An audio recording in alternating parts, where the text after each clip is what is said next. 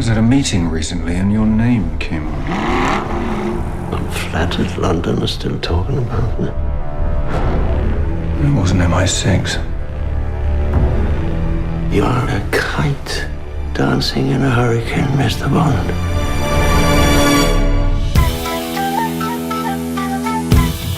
Welcome to episode 22 of Central Intelligence Cinema. Buckle up because we've got our biggest episode yet, as Jason and I battle it out in the great Spectre debate. Cue the extra special Bond theme. Beg your pardon, forgot to knock.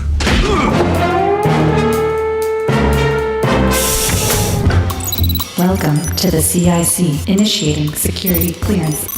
My name is Napoleon Solo. Bond. James Bond. Ethan Hunt. Felix Leiter. Ilya Kuryakin. Identity confirmed. Now, pay attention, 007. Welcome to Central Intelligence Cinema, a podcast dedicated to spy movies and secret agent pop culture. Your mission, should you decide to accept it. Remember, nothing ever goes according to plan. Tom, what do you think you're doing? The British hand sir. You expect me to talk? Yeah, baby! Recording from an undisclosed location under a beat-up old train terminal somewhere in the middle of nowhere, it's the Central Intelligence Cinema Podcast. I'm Jason Greenberg, and with me, as always, Ben Esslinger. Thank you, Jason. Welcome back to Central Intelligence Cinema. Welcome to the Battle Royale. Ding ding! With cheese. With cheese! Actually, I don't think it's going to be a Battle Royale. It's just going to be a spirited debate. I'm calling this the Great Spectre Debate. We are going to pick apart Spectre and see what we think of it. Obviously, I have a much different opinion than Jason does. This is true. I will say, when I went back to watch it this time, this is what I was saving for. This is what I didn't want to tell you earlier. Now, I will say that upon watching it this time, I enjoyed it much more than I thought I was going to. Okay. It was far more enjoyable than I thought. That being said, that third act is still The only thing that could really improve this movie is taking 20 minutes of it out. It's way too long for what it needs to be. Oh, absolutely. And I get it.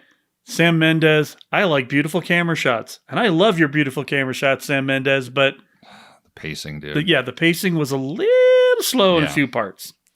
Yeah, so today we're here to, get spicy. And talk about sassy and talk about the merits and failings of Spectre. So should we get into this? Let's do it. Mexico City. What were you doing there? I was taking some overdue holiday. So what's going on, James? They say you're finished. What do you think? I think you're just getting started.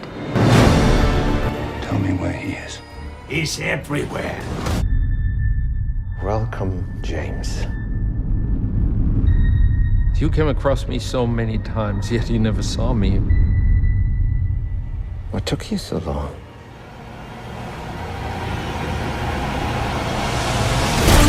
It was me, James. The author of all your pain.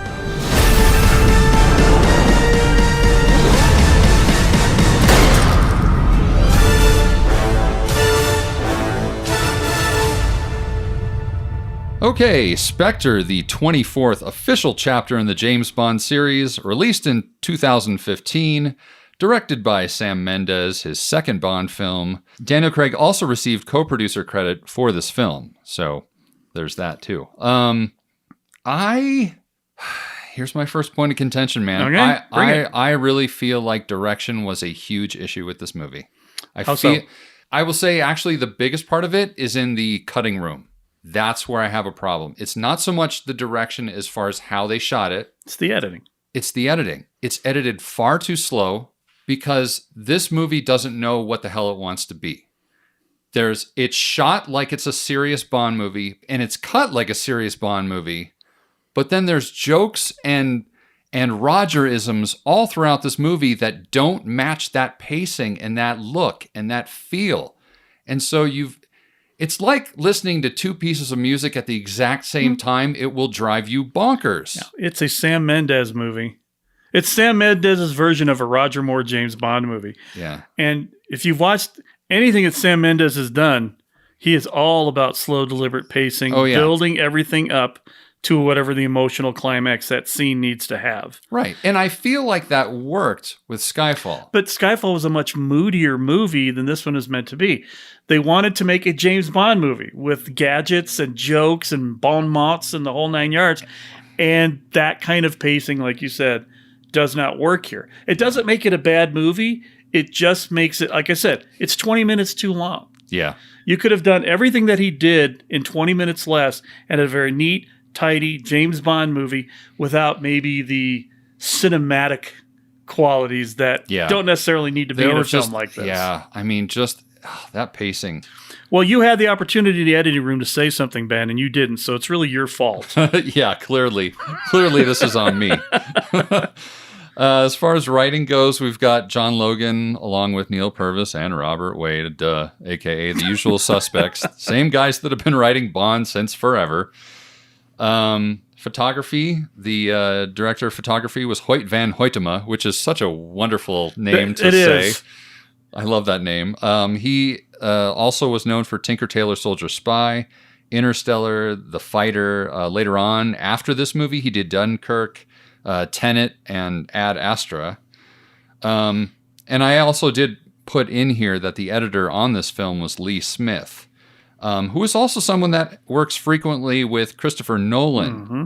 And that makes me wary of a Christopher Nolan Bond film now. Now, granted, most of the time directors have the say on how pacing goes. Mm-hmm. And they're just going to tell the editor, this is how we're going to do it. Mm-hmm. We want it slow. And Mendes is going to be like, I want it slow and deliberate. We need to emphasize the impact of this by going slow, which I definitely did not agree with. Well, if you want to know what a Nolan Bond movie was like, watch Tenet, because that's basically a Nolan James Bond movie, and I wouldn't have liked that as a Bond film. I wouldn't either. It's too quick, and with typical Nolan this, that, and the other, you have to get to the very end for it to make any damn sense. Yeah, Nolan was way too complicated with that thing, right? And I worry that he would do the exact same thing to Bond. If he did a James Bond movie like the Dark Knight movies, fine. Yeah, exactly. But if he decided to go a little, thinky on it, like an Inception or an Interstellar, which, by the way, both of those are paced very well and excellent movies. Tenet was just like a garbage fire.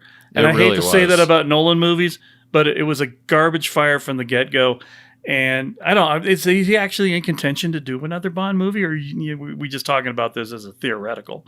It's just a theoretical. Okay. I mean, like you said, I think Cary Fukunaga is going to end up being brought on to do the next iteration. Yeah, that makes sense. Like every interview that I've read recently makes it sound like he's in pretty good with Babs, and they've even had discussions about who could be the next Bond. Right. So that tells me that Barbara Broccoli is probably going to just go with what works. Assuming the movie doesn't Assuming the movie does well. Right. There's always that. There is always that. And like I said, I mean, I think that the director of photography did do a good job. Absolutely. I think that it's beautiful. All the long shots? Come on. Yeah, especially in the pre-title? And the pre-title is fantastic. I think a lot of my gripes are in post. Mm-hmm. Like have to do with things that happen in post. Like I don't like the way that they color graded the pre-title sequence, even though the pre-title sequence is my favorite part of the movie. I agree. It's my favorite part of the movie, but I hate the way that they graded it. Like it felt washed out. Like I understand they're trying to make Mexico seem gritty and slightly sepia toned or whatever, and they're trying to make it dusty feeling and all of those things, but like you don't have to lose contrast and punching in color. You don't have to make it look washed out. So again, like a lot of as far as the way it's shot, I have a feeling if I would have seen the raw footage of this movie, mm-hmm. I bet I would have liked it a little bit more than the way that they actually color graded it in post. Yeah, there's definite color palette choices going on through the entire film. Right. I mean, you get the scene where, the floating exposition scene, as my wife liked to call it, with Tanner and Bond in the boat. Right. Very, very blue. Mm-hmm. And, they get into the Sometimes building it very, works, very sometimes gray. it doesn't. Yeah. Right. But I mean, every single scene seemed to have a color attached to it rather than, say, a motif throughout the film. I would agree with that. Some was more clear. There was a lot more crispness and clarity in it. Yeah. Some was a little more foggy. And, maybe that's just Mendes. Maybe he just like, this is my vision. And, you know what? Okay, that's your vision. That's fine. But a little more consistency, maybe a little better. I don't know. I don't make movies for a living, so what the hell do I know? Yeah, I mean, like one of my favorite, just from an image-wise, this is going to sound really strange, but one of the best looking shots from the way that it was shot and the way that they did the color treatment to it is right after Bond ejects from the car and Batista gets out of the car and that slow push towards him and the color and the lighting. It is a gorgeous fucking shot. It's way too slow for the moment. Like it's inappropriate for me, at least. It's inappropriate for the moment that it's happening. But as a shot, if I'm just looking at it as a shot and as color grading and everything else, it's a beautiful. It's like a painting, right? So this is a frustrating movie for me because I feel like it could have been really good for me personally. But anyway, we'll continue. So by the numbers, the budget for this movie was $300 million, and the movie made $879.5 million worldwide at the box office, which I think pretty much gives us our verdict on whether or not No Time to Die is actually going to break even or not. I mean, who knows? Maybe No Time to Die is so good that people just keep coming back. We'll see. I don't know. We'll see. It's hard to say. It's a post-pandemic world. I mean, we're in a world where people are screaming about Shang-Chi making $71 million over its first weekend. I'm like, in a regular world, $71 million debut on a Marvel movie would be a disappointment, right? Yeah. So we'll see. But, like we discussed in the Intel report previous, I think that they've got a lot of legs for this movie.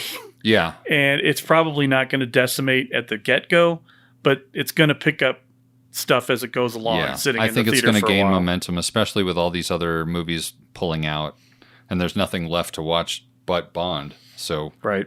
So here's this is another big point of contention for me, man, is music. Ugh. So, and what's funny too is I really liked Thomas Newman's score in Skyfall. I thought it was great. But the problem is they pulled an old school Bond with this one, and they regurgitated half of the score from Skyfall and pulled it into Spectre, which is, I understand they did that back in the 70s and 60s, but that was the 60s and 70s. Like, let's leave that there and move forward with original scores. Like, I don't know. Did you not feel that it was Bond appropriate? Actually, my biggest problem was actually where there wasn't any music, because there's a couple scenes in this movie that play dry, and I fucking hate it. I hate it. But we'll get to that.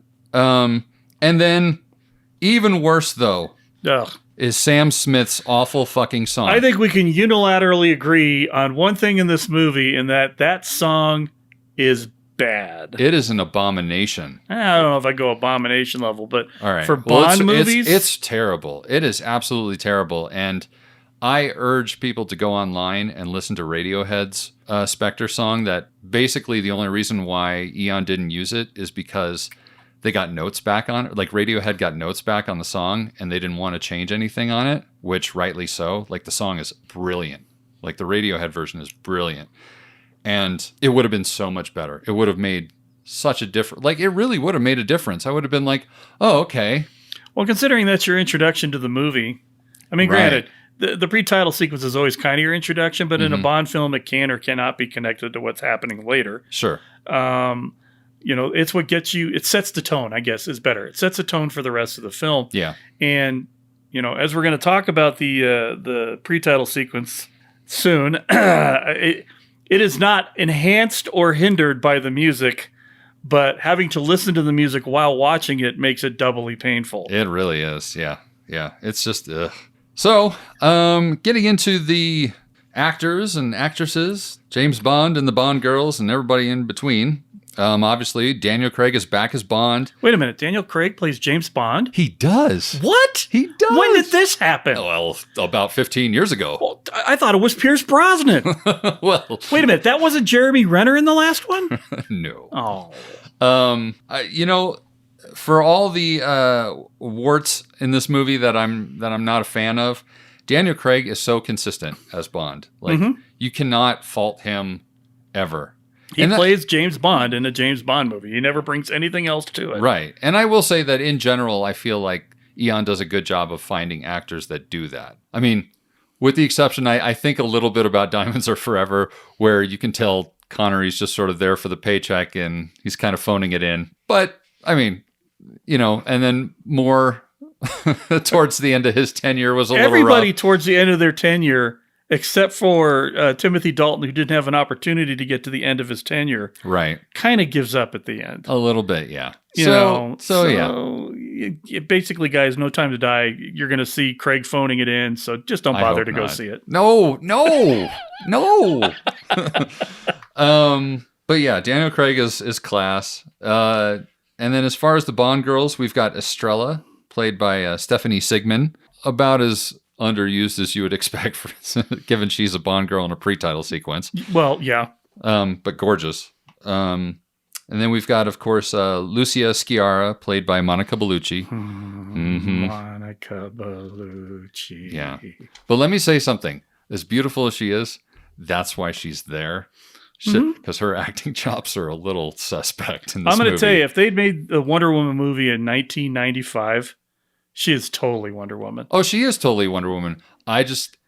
her acting job in this movie is not her finest I don't know. I think she did a great performance, what she was supposed to be. I'm not really sad, and you're hot, and I'm going to die, so let's bone. I mean, there wasn't a whole lot for her to work with there. And what was that movie she did with what's his face?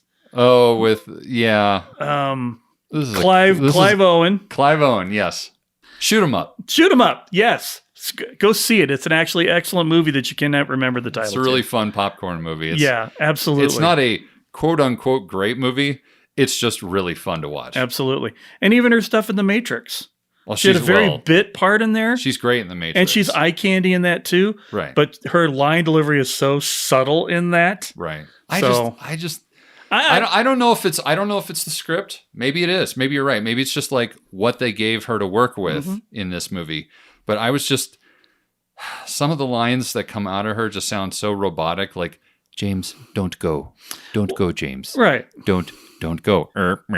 Beep, bop, burp, oop, beep. Don't go, James.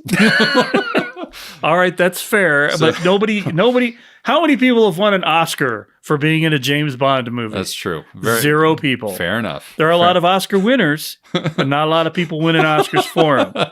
Fair enough. And then, of course, the main Bond woman, Dr. Madeline Swan, played by Léa Seydoux. Now, Léa Seydoux is beautiful, and she is good in her performance in this. She's amazing.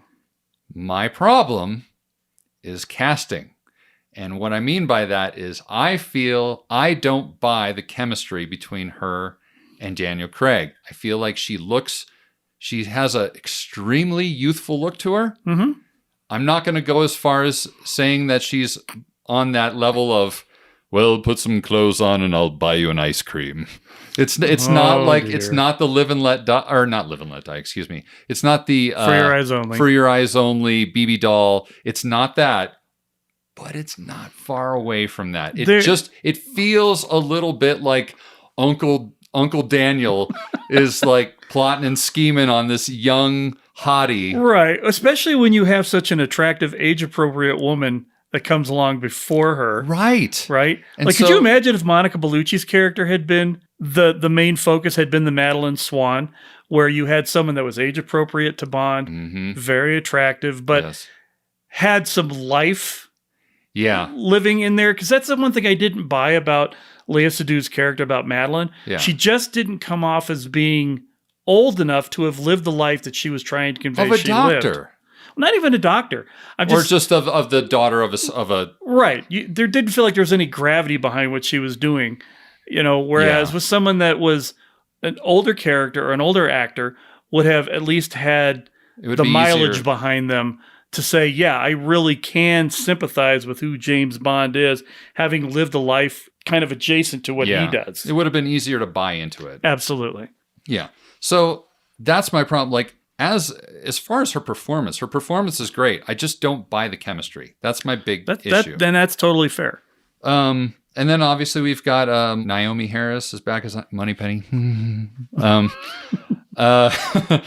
We've got Ralph Fiennes back as M. Or Rafe. Is it Rafe? It's Rafe. Oh, God, I'm such an asshole. It's all right. He's the asshole for saying his name wrong. So we've got Rafe Fiennes back as M. We've got Ben Whishaw back as Q. Now, this, I will say, is a high point for me in this movie. I love him in this movie. Absolutely. He is the comic relief in this movie that works every time he's in frame. But he's love still him. competent in every. Yes. You never, unlike Desmond Llewellyn's Q, who you knew was competent, you never really felt like there was this air of arrogant competence about him. Or even worse, John Cleese. Like, he's not the bumbly John Cleese-y. Right. He's very much, I know what I'm doing. I am not too smart for my own good, but smart, super smart anyway. Right. And annoyed, constantly annoyed by the fact that he knows that this guy who's jerking him around is almost always right, and he's trying to do the right thing, but he has all these stakes in his own personal life to go along with it. Right. And he plays that tension amazingly. Yeah. And then ends up saving the day, literally saving the day at the end. Yeah. Because he's the one that stopped the bad thing from happening. Right. Yeah. So, yeah, kudos to Q's character in this, whether it was, partly it is for sure his performance as Q. I mean, he delivers. Absolutely. And then, of course, Rory Kinnear is back as Tanner, which, he does the job. I don't think they gave him a lot to work with. You know what Tanner's first name is, don't you? Exposition? Exposition Tanner. Yep. They just call him Expo for short. Expo Tanner. Expo Tanner. And then, of course, Christoph Waltz. Christoph Waltz! As Blofeld, a.k.a. Hans Oberhauser. Or Franz. Franz Oberhauser. Not his brother Hans. Not his brother Hans. This is, of course, Franz Oberhauser. And he wants to go to James Bond and say, James, we're here to pump you up. Okay, all right, everybody, let's do this. Let's do it. So, I see, again, this is the one directing thing where I will say is on the production side of things that I have a problem with. I feel like I get the impression that Sam Mendes probably told Christoph Waltz to stay back a little bit and don't go full tilt crazy, which I think would have been better. Agreed. I think that if Christoph Waltz would have given us the nutter Blofeld, that I think that would have been so much more to watch and enjoy. His reserved take on it does not work for me. And he waits too long to show the nuttery. Right. The nuttery doesn't come until the last 20 minutes of the movie. Right. You got to show that earlier, man. I don't know. You got your benchmarks. You got your Donald Pleasance Blofeld. Very subtle. Yes. With the kitty cat. Dr. Evil. That's your Donald Pleasance. Yeah. And then you've got the Telly Savalas. I love Telly Savalas, though. Right. And I do too. But they are distinctly one thing and the other. Yeah. And you're right. He played too much Donald Pleasance and didn't commit all the way through. Yeah. So when he finally goes full on Telly Savalas, you're like, oh, look, Christoph Waltz is in this movie. Because he just basically plays the guy from Inglourious Bastards at that point. Yeah. And who cares? Yeah. Yeah. So for me, that's a miss. That's something that could have been much better. And I'll tell you, when they told me they were casting him as a bad guy, I'm like, Hans Landa isn't going to make it. It's not. I love Christoph Waltz, but I don't think he's genuinely designed to play a bad guy unless he's in a Quentin Tarantino movie where he gets to talk a lot. Right. Yeah. So, I kind of, and it turned out to be the miss I thought it was. Clearly, if you want somebody with Christoph in their name, Christopher Walken would have been a better choice. Right. Exactly. Because why couldn't he have been Blofeld? Wow. I mean, good day, James. I'm the author of All Your Pain. We here at the Christopher Walken fan club would like to submit our request. Finish it, James. I'm sitting here on the ground. Practically dead already. I've got this thing in my eye. You might as well do it. Just shoot. Oh, you're going to leave me here? Fine. I'll come back the next episode. You'll see. Ooh. So, and then now on the flip side, man, Hinks is such a highlight of this movie. Holy crap, yes. Dave Bautista is so I good. want him to have not died going off that train and come back in the next movie. Why can't we? Oh, I want him coming back the way that Jaws comes back. Yes. He is that good in this movie. He's one of the best parts of this movie as well. Oh, absolutely. And you know what? Even my wife was like, isn't he going to shoot him? I'm like, no, because he has to come back in the next act. Right. And she's like, what kind of a guy did he run out of bullets? Yeah. You'd think a guy at Bond's level would be like, I shot him, this guy, just in case. Yeah. Yeah, exactly. And then we have Andrew Scott as C. I also like him a lot. Absolutely. He's never played. I can't think of anything he's ever played as a bad guy other than Moriarty in the Sherlock Holmes thing. Right. But he usually comes off as this, hey, I'm a good guy type of thing. So he totally is the best guy for this role because you don't think there's anything bad about him. Right. Well, and the other thing about him is his eyes are so dark that they almost look like animal eyes. They're like, oh man, that's why he was so good as Moriarty. Yeah, exactly. I loved him as Moriarty actually. So yeah, he's good too because he plays this role perfectly. Yeah. He plays that like an upper level management, arrogant, sinister, cocky, which just makes the payoff so much better. Oh yeah, the fact that he's basically his own demise is almost his own fault anyway. Exactly. Yeah, and he plays it so straight all the way through. Yeah, even to where he starts getting a little pissy about things, saying what he really feels. Yeah, you still feel like he hasn't become a different character. He's just finally letting everything out of the bag that he couldn't while he's trying to be PC. Right, exactly. So, and then finally, Jesper Christensen is back as Mr. White. He does a great job. He absolutely does. Some of that makeup does the heavy lifting for him. True, but compared to how he portrayed the character before, it was a lot more wooden in the previous ones, whereas this. Well, he's got that cool maniacal thing in Quantum. Yeah, but I think you genuinely get the fact that he's a guy that has just given up. He knows he's at the end of his line. Right. So he's just like, whatevs. So yeah, he just goes full tilt on it. And I hope, it works. Mr. Bond, you came in a very good boat shot before you showed up down here, looking all dapper in your coat and hat. Bye-bye. So yeah, I guess we'll get into the actual movie now. Let's do it. Okay, so the pre-title sequence, as I mentioned before, my favorite part of the whole thing. Can I just go say this is my favorite pre-title sequence of any Bond movie ever? Really? And this is where I will say Mendez knows how to do something. The one long single shot, cut, the follow shot. Right. The music, even the pacing. Everything about this is great. I'll give you that one because that follow shot and the pacing and the music and everything is perfect. And again, like I said, I don't know if I'd say this is my favorite pre-title, but it's definitely up there. I mean, it definitely does. It's spectacular looking. I mean, the fact that they created an entire event that was so inspired that Mexico City themselves decided to turn this into a yearly thing that they're actually going to keep doing even after this Bond movie happened, that's saying something. Absolutely. And the fact that Bionic Bond filmed the entire thing. Well, Bionic Daniel Craig. He's James Bond, right? It said, you have it in your notes right here that he is James Bond. He is. He is indeed James Bond. But that he did that entire scene with wearing some kind of a leg brace, which you can't even see. So that couldn't have been a very good leg brace. I'm sorry. That when I heard that, that's commitment. When I heard that, and I'm like, I know he broke his leg. I read the news, right? Right. I had no idea what was filmed before and after that thing, and you can't even tell it happened. Yeah, it's kudos to Daniel. So essentially, this scene, all we know about this plot-wise is that Bond is stopping a bomb from being set off in a stadium. Well, he doesn't know that until he listens on the thing. We don't even know that at this point. We just know that he's trying to kill this guy. That's all we really know. That's its whole impetus there, is to find the guy, shoot the guy. Yeah. We find out later why he wants to shoot the guy, but that's his whole thing. He just happens to pick up some things with his super microphone laser microphone.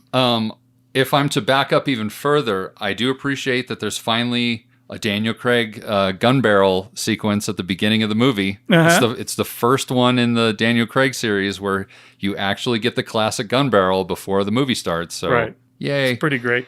And I'll tell you, when they cut into it, you see the guy from The Godfather that Vito Corleone eventually kills. I'm like, really? The white suit with the red flower in the hat? Come on, Sam. Callbacks? Come on, It's a little heavy on the nose there. And he walks back, Dapper Bones Bond. I'm like, weren't you in Live and Let Die? I think we're in the wrong Bond movie here. Yeah, that long continuous shot is awesome. Estrella is gorgeous. But okay, now here's the thing that I have an issue with. Again, I love this pre-title sequence. What would have made it better, though, is that at the end, instead of him just flying off in the helicopter, if he would have met back up with Estrella at the end. Do you remember when he's flying? How awesome would that have been? Right. That would have been a true Bond pre-title. Exactly. If we cut back to the room where she was in and he came in and said, "Now, where were we?" Well, see, or something like that. When he's flying off, did you notice there's one building with a helipad that's on it? It's got the circle with the H. I was like, what if he just bloop, landed? They show him landing the helicopter, going and then downstairs, goes into the room. Right. And let's talk about the room for a minute. Now, the whole flirty thing on the elevator, all that was amazing. Where she takes the key out. Oh, it really works. And you go in there. There's more chemistry between him. I agree. And her than him and I agree with that. Lea Seydoux. Honestly, that was her only stage direction. Think Daniel Craig is hot. Yeah. Even I could do that. Okay. Yeah. But I've seen the GQ magazine spread. That's right. Was there a phone booth in that hotel room that allowed him to change like Superman out of his one tight fitting suit into another tight fitting suit in 7 seconds? I know. I'm like, I'll buy Sean Connery having a tux under a wetsuit. But a three-piece suit under a tight, a two-piece suit? Yeah. Yeah, it's like, I don't know about that. And also I read somewhere that like throwing a hat on a bed is bad luck or something like that. And which he promptly does in this. Well, and then it turned out to be not good luck for him. So maybe there's something there to that. Yeah. I don't know. I spent most of after my first rewatching of this trying to figure out the time frame. Like, everything else is so slow in your movie, Sam Mendes. You couldn't have given me 4 more seconds to believe he threw on a pair of pants. Right. And had the jacket hanging even if there. he's just like, even if he's just like finishing tidying up the jacket. Well, even if he's just like buttoning up the jacket. Because before she he was leaves. on the bed looking like, Yeah, right? exactly. So it was clearly getting undressed, but he had to be doing it at super speed. So how could she be like, he's a blur? Right. Movies. Yeah. I'm not crazy about the CGI wall that comes down after he does the explodey thing when like suddenly the wall that part didn't work for me. But landing on the couch did. That was great. Well, this is another one of my points with this movie is if you're gonna make a Roger Moore movie, make a Roger Moore movie. Right. And that's a perfect Roger Moore moment. Absolutely. But then he gets up and makes it a Craig moment by the adjusting like he does in the train from Skyfall, which is fantastic, though. It is fantastic. It's just, again, like, you have these great moments like that, but then like later on in the movie, like they slow the pace down and it ceases to be that thing that's like charming. Mm-hmm. Like, I think that's what this movie needed was more like charming moments and less I'm going to try and make this as impactful as possible. Or make moments. less charming moments and make the whole movie impactful. You got to pick one or the other. Right. You got to pick one or the other. And I feel like they didn't do that. Now, let me ask him, has a building ever fell down in a Bond movie on him before? I couldn't remember any time where something has collapsed or something like that, where he's slid down or something actiony like that. Yeah. No. That seems like a first. So I only ask that because I'm like, this seems like something that would have happened in a Roger Moore movie. Right. Although, because it was an accident, it seems like it would have fit more into a Connery movie. but the actual act of it happening seemed more like a Roger Moore thing. And this, when I second watching, when my wife was watching, I kept driving her nuts because I'm like, Roger Moore, Sean Connery, Roger Moore. Right. She's like, what are you doing? I'm like, just pointing out all the things I'm going to tell Ben are like his favorite movies. Now, I got to say, the best part of this movie for me is the helicopter flight. Because the helicopter does some wackadoo stuff. But physics is fully in play, which makes me super happy. Yeah, I will say that another highlight for sure is like when it flips and both Bond and they're bracing. Yeah, they're bracing to like as this thing is flipping over and they're like, oh shit. Like that was actually believable. Right. So, and like when it does the dead. It stalls out. Yeah. It stalls out going straight up. Like that's another great moment. Yeah, I mean, I have no problems. Really, if I'm being picky, it would have been great if he would have circled back to see her, but otherwise it's fantastic. It's a fantastic pre-title sequence. One makes you wonder if they filmed that and like, it doesn't tie into the actual title sequence or something better and they cut it because it flowed better. Right. But yeah, he totally should have gone back. Yeah.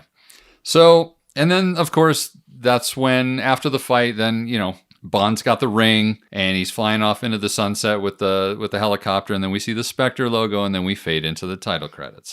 And you know what though?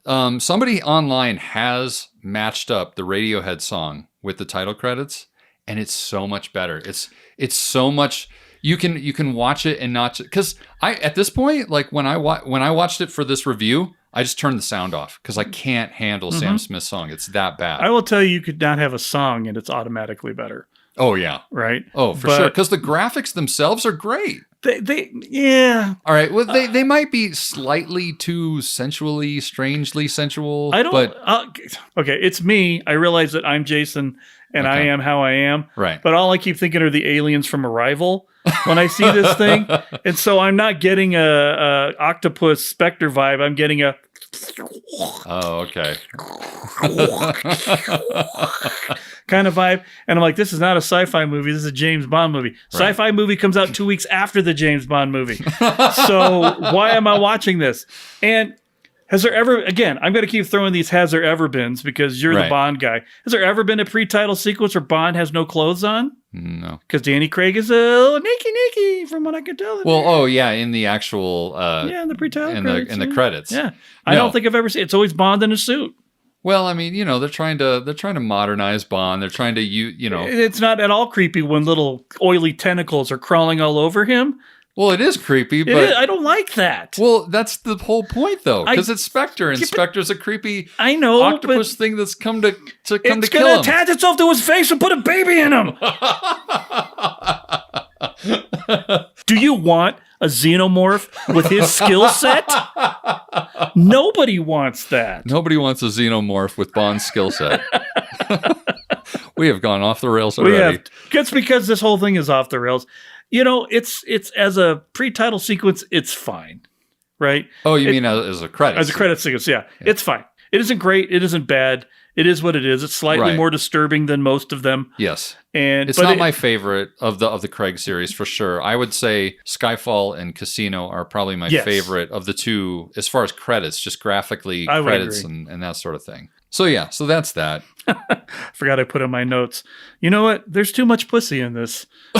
Title credit scene, Octopussy. Oh, jeez. Sorry, it's a bad joke, but I had to say it. I'm leaving it in. Okay. So we get to the first scene. Finally, we finally made it to the actual movie after the credits, and it's M's office, and of course M's super mad at Bond. And Mexico City, what were you doing there? What's the official word? They're about to shut down MI6 as it is. Why the fuck would you think that you had any authorization to do such a thing? And then Bond, you're absolutely right, sir. You are having a stressful week. Yes. This is, and again, like, I didn't necessarily leave little hash marks as to which scenes I thought worked and which ones didn't, but I will definitely say this one works. Right. Well, because it starts in M's office. It's a perfect Bond like it's opening. Supposed to. Right. But aside from the fact he didn't walk into the office and throw the hat on the rack, Right. which maybe would have been a smidge too much since Probably would have he been doesn't pushing wear it. a hat. Right. But this may be the first time we've had an antagonistic relationship like that between an M and a Bond. Maybe this early on. I mean, we've had that. We've certainly had that with Timmy D. Yeah, I guess that's probably true. You know, in License to Kill, I mean, he basically says he resigns and like huffs off and does his mission without, any authorization. That's true. So I guess similar in that point. But it's funny, and I've never noticed this before. You can tell when Ralph Fiennes is getting into the anger part because his bottom lip sucks back into his head. And I'm like, he does that when he's Voldemort and pissed off too. I was about to say, does his nose disappear and he just has little slits? I was waiting. Pull out the Elder Wand. Really, Mr. Bond? Ministry of Spying Magic. Anyway, sorry. It is a very good scene. Yes. The two of them both get to show their acting chops of restrained anger and smart assery. Yes. Which should be always, M should be slightly pissed off at Bond for something, and Bond should always be slightly, fuck you. And I do like the fact, too, that M sort of is pissed, but kind of knows that Bond is up to more than meets the eye. And so he's just mad that he's having to be sort of patient about it and that Bond isn't forthcoming with more information about what he's found. Right, which of course Bond's not, because he knows he's batshit crazy. He's going off a very slight lead from a dead lady that Mallory would never sign off on. So he doesn't want to give him the opportunity to tell him no. Right, exactly. Now, this moment when C comes in, it's so good. It's so good. Oh, it is. I think it is the best exchange in the film, period, between Bond and C. Oh, it's just... Well, it's a pleasure to finally meet you, 007. I've heard a lot about you. Most of it good. Congratulations on your new appointment. Thank you. Suppose we should call you C now? No. Max, please. No, I think I'll call you C. C. That was the best part. I think I'll call you C. And then he gives it the whole, my employees type of line. Oh, God, so arrogant. His retort is so good. Yes. So that's a really good little... Again, that whole scene, very well done, very well acted, very well written. All of it, fantastic. It didn't necessarily carry through the entire film, but it's definitely one of those bits that is so good at establishing everything that's going to happen in your movie. Right. You automatically know how who the good guys are, who the bad guys are, where the tension is coming from. You know how it's going to shake down. Yep, exactly. So then from there, Bond's walking outside. He's going to his car, and Moneypenny catches up to him with her little care package from Skyfall. And you're like, wasn't that a bigger castle than that? Yeah, this is all you got from it? This is all you were able to salvage from Skyfall? And amazing how it seems to further the plot along when he opens it up later. So she catches up, and he's like, give it to me later. My place, 8 o'clock or whatever. And me being me... I was like, are they going to finally do it? Honestly, no, of course not. You could tell from her reaction that nothing was going to happen. Yeah. And then you find out later when she gets to his apartment, which, by the way, fantastic how the apartment has nothing in it. Well, it's very Bond. Because he's never there. Right. Why would he take the time to put Decorate shit up it when he's only going to be there a day at a time? Right. And then he's flying off to fucking Turkey or something. Exactly. You come in, the whole scene, you still think they're going to be kissy, kissy, flirty, flirty. Right. And then Bond's like, no, I brought you here to show you something, more or less, because you're the only person I trust. He is. I do like at the end, he does get flirty at the end. Of course he does. So we finally get the reveal that the whole reason he's in Mexico is that... Message from the grave. Old Emma. Emma left him this video, and he had to go kill Sciarra and then not see who shows up at the funeral. Very interesting. Mm-hmm. The video from M is actually the part of the continuity that I really like. Mm-hmm. Mainly just because I'll watch anything with Judi Dench. Yeah, and yet it follows so much better because that is totally something her M would have done. Yes. So yeah, it's very to her character. Exactly. So it's not like a bit of retcon or exposition to wrench into something. Right. It makes perfect sense for her to have done something like that. Right. It doesn't feel ham-fisted or forced or... not at all. Yeah. And then I do like the slight sexual tension at the end of that little meeting where she's like, you want me to be your mole. To be your mole. And he's like, yes. So there's that. And then, of course, after she leaves, we get the foreshadowing of the Bond's temporary guardianship papers and the picture of him with Oberhauser's face burned out or whatever. I like how the bulldog was sitting on the coffee table, though. Yeah. That's a nice just a little nod. Little touches. You know, because Bond obviously doesn't care about his surroundings. So he probably got it and set it down on the table just like, and never thought about it again. Exactly. And it's been sitting there for like months. Yeah. And again, I do think that Sam Mendes is a good director in a lot of respects. Like, he pays attention to those details. He does make those things. It's just, there's just a couple decisions in here that really work against him, at least for me. But again, this first half of the movie is far better to me than the second half. And you'll see that as we go along. Here we go. So the exposition boat. That's right. So then we get to Expo Tanner and James Bond on the boat, and they're heading down the Thames, talking about all the, everything that's happened. We see the MI6 building that's still charred and all blowied up from Silva's handiwork. And then we see C's big new shiny building, and we find out about the Nine Eyes project and how he's trying to consolidate the intelligence community of 9 different countries. Right, so that everybody shares assets and information. Which I have a hard time believing would ever happen in real life. Especially China. Yeah. I mean, they go out of the way to show China because, obviously, for the Chinese market. Sure. But China's never going to participate in anything with the Western countries. It would never fucking happen. But anyway. No offense, China, to our Chinese listeners. That's right. But we all know how that's going to play out. Right, exactly. I do like right at the very end of this scene, after we get through all the exposition and they get underneath and they're about to walk to Q's place.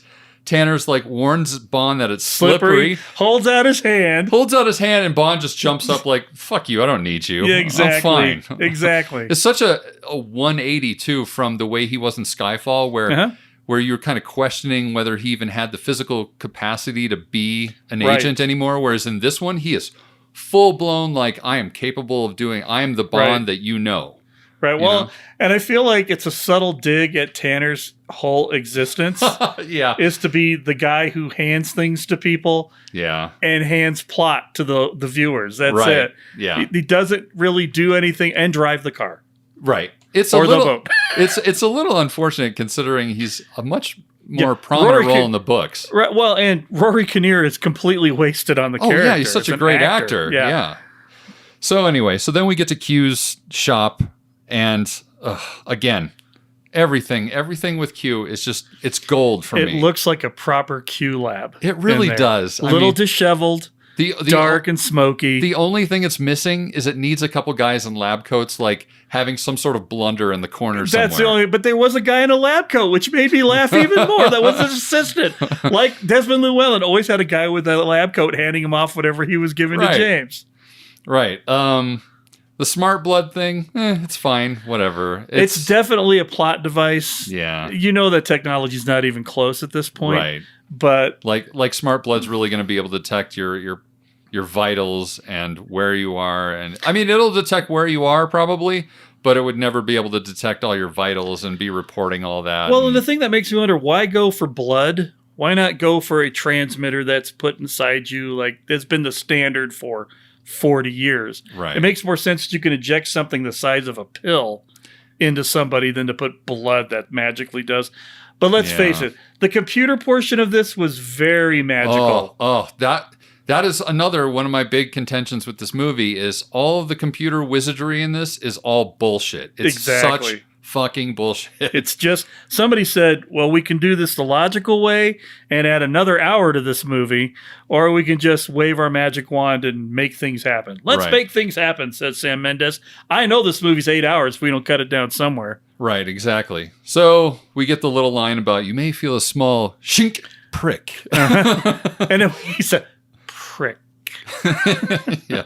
And then, of course, we get the Aston Martin reveal, which is gorgeous, but of course it's not for him because he fucked up. Yeah. So now it's going to 009. Right. Yeah. Oh, and then he gets the watch. He's like, does it do anything? It tells the time. It has a very loud alarm, if you know what I'm saying, though. I think I do. And how about that Omega placement, huh? Oh, yeah, Huh? yeah. Do we focus on that a little longer? And just make sure it's in full, like, perfect focus. And of course, it gets the glory money shot towards the end. Like, if I buy that watch and it doesn't glow red when it gets to 1 minute, I'm taking that shit back for $4,000. That's a lot more than $4,000. For $48,000. For $48,000, that thing better fucking blow up, is what I'm saying. I also like Q's joke that falls flat. Yes. He laughs to himself about, I said bring it back in one piece, not bring back one piece. And he's like chuckling at it. He's all proud of his joke. Tanner's laughing behind him, too. And Bond's just like, shut up. Just shut up. Also, in this scene, now correct me if I'm wrong in the lineage of this particular Aston Martin. Didn't Bond win this in Casino Royale? And then we found it in a warehouse with M in Skyfall, right? Yes. So why does Ben Whishaw think that it's MI6's car? Well, I mean, granted, Bond didn't buy it with the machine guns in the ejector seat. But it was it his car that he took over and said, Q, do something cool with my car. And Q's like, all right, fine. But now it becomes our car. It seemed like a disconnect to me. The continuity is a little jumbly. I mean, it could be one of those things where you have to assume that Casino comes before Goldfinger and then Skyfall comes after Goldfinger. You know what I mean? Yeah, well, Because that way he wins the car, then it goes to MI6, they soup it up, he gets it in Goldfinger, he uses all the fun gadgets on it, then he gets it and he keeps it until Skyfall, and then it gets blowied up, and then... See, and as far as like the retconning thing goes, that doesn't even work for me. I don't look at these Roger Craig movies or Daniel Craig as attached to any of the other movies in the past. Yeah, for me, it was a solid, hard reboot when it started. Right. So it is what it is from where it goes. And I know it's a little nitpicky for me. It's just sort of like, why would he even say that it was his car? Like, you're acting like it belongs to you. Right. And it's not even yours. If James Bond wants to blow up his Aston Martin, he can do whatever the hell he wants. Right. So quit being a whiny little bitch, Q. So it's an interesting one. And then I do like also at the end, again, the fact that we see some of the stakes for Q about if I stick my neck out for you, it's like, I also have a mortgage and 2 cats to feed. Right. Well, yeah. And he's like, well, I suppose you should help me out then for the sake of the cats. Right. Right. Well, I do like in this one, it's like, of course, there will be some calibration errors for 48 hours. But after 48 hours, it works perfectly fine. So then we cut to Moneypenny, and she's... this is great. She's in the office, or she comes into the office, and there's some flowers and a box waiting for her. And she opens it up, and it's a phone, and it's from James. Now, This is a point that bothers me, is how, and I'm fast forwarding a little bit, but still, wouldn't Bond be smart enough to give Moneypenny a phone that's essentially a burner? That's what he did. That you can't trace. But the thing is we get the direct recording of her talking to Bond. Yeah, because they have the greatest spy network or intelligence gathering network ever in that building. It didn't matter what Bond get him. You know it's a burner because look what kind of phone it is. Well, yeah, I know, but at the same time, it just felt like there had to be some workaround so that C couldn't hear that conversation or record it. If maybe Bond didn't anticipate that being that level of coverage. I mean, true. Mallory didn't. Yeah, that's true. It just felt a little, for whatever reason, I guess I'm being picky. Well, and we're even assuming that he got it off of the phone. They could have had somebody out in front of Moneypenny's house with a boom mic. Well, it could have been, yeah, and it could have also been Bond's phone too. Yeah, I mean, that was. He was talking to her through the car, right? So there's so many other ways. It's I almost lost the subtlety of that being a burner phone. Like, why the hell did Bond get her okay? Yeah. But the best part of that is when Mallory comes in. Oh, I know. It's like just a gift from one of my admirers, and he's like, "It's not your birthday, is it?" And then he walks in, and she's like, "That was last week." That was last week, and the look on her face is just like, "'Cause you're a dick." And then the other good part of this little quick scene too is Just as Q is about to go into his office, some guy says, "Oh, 009 was just here," or something like that. Yeah, 009's here to pick up the Aston. To pick up the Aston. And he goes to open the door, and the door's already open, just a sliver. And he goes in, and the garage door opens up, and all there is a chilled bottle of Bollinger sitting on the ground where the Aston should have been. It's a lovely little moment. It absolutely is, because then you cut to Bond driving said Aston Martin into Rome. Exactly.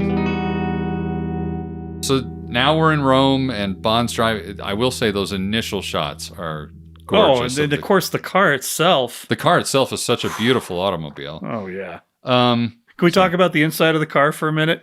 I love how he's got all the switches, and they're literally Dymo labels underneath them. Yeah. With vague descriptions of what they do. Yeah. Yeah. It's a nice... I thought it was fun that it wasn't properly... It just felt very like... jerry-rigged almost. Yeah, exactly. Like it wasn't smoothly integrated like it was in the old Bond cars of exactly. of the day. It wasn't super refined or anything. Backfire. I'm like, okay, that's guns. Atmosphere. I thought smoke screen. Right. And of course, you get the gag later. It's not smoke screen. Right. So Bond arrives in Rome, and then we get to the funeral of Marco Sciarra, and this is.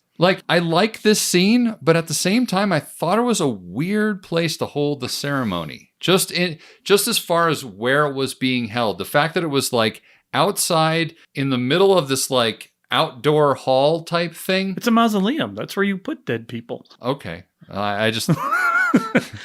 Did you not notice as he was walking by? Well, no, horizontally. There's names of people. No, I get it. I get it. It just.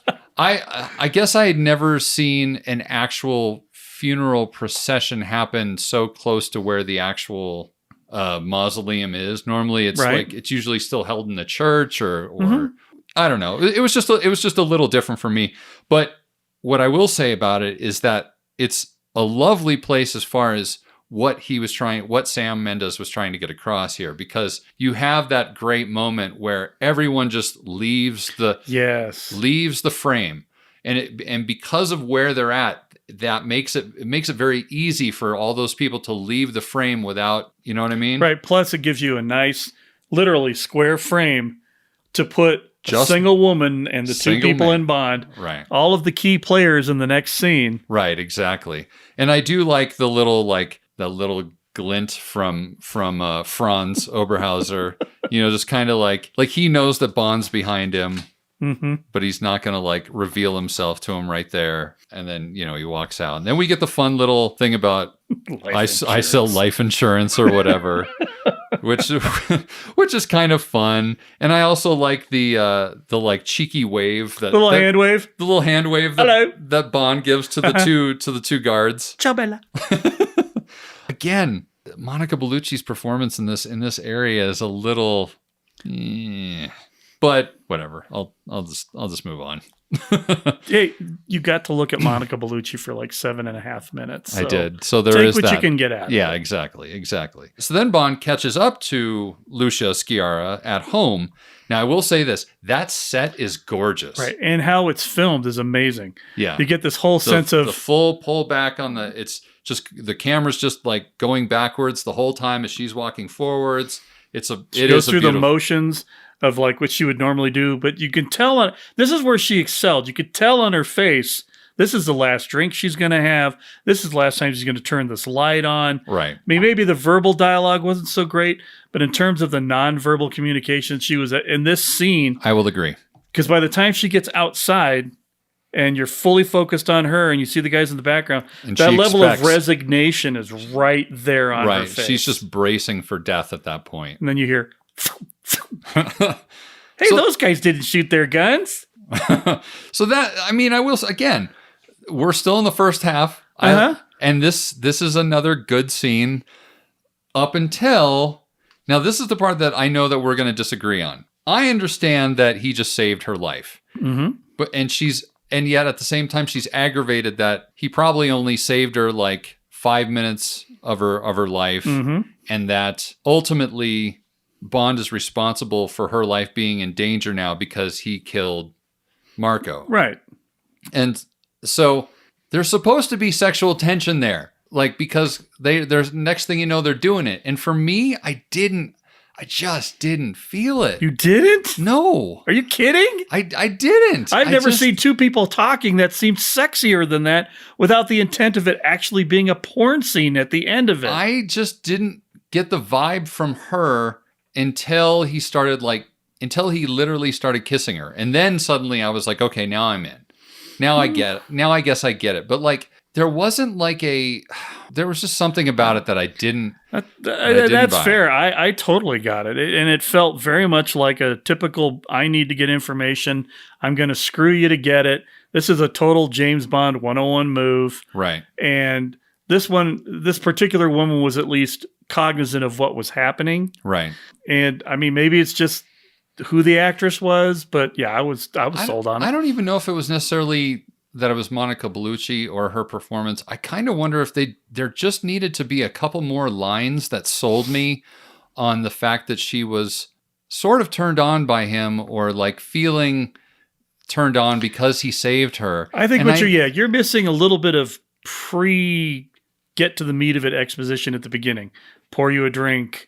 Yeah. Couple of little warm up there before he goes full tilt. Foreplay. I can see that. I think that's that's how most of them normally go in these movies. Yeah, and Bond's very suave and debonair, and in this one he's kind of straight to the point. I'm saved your life. I'm going to continue to save your life.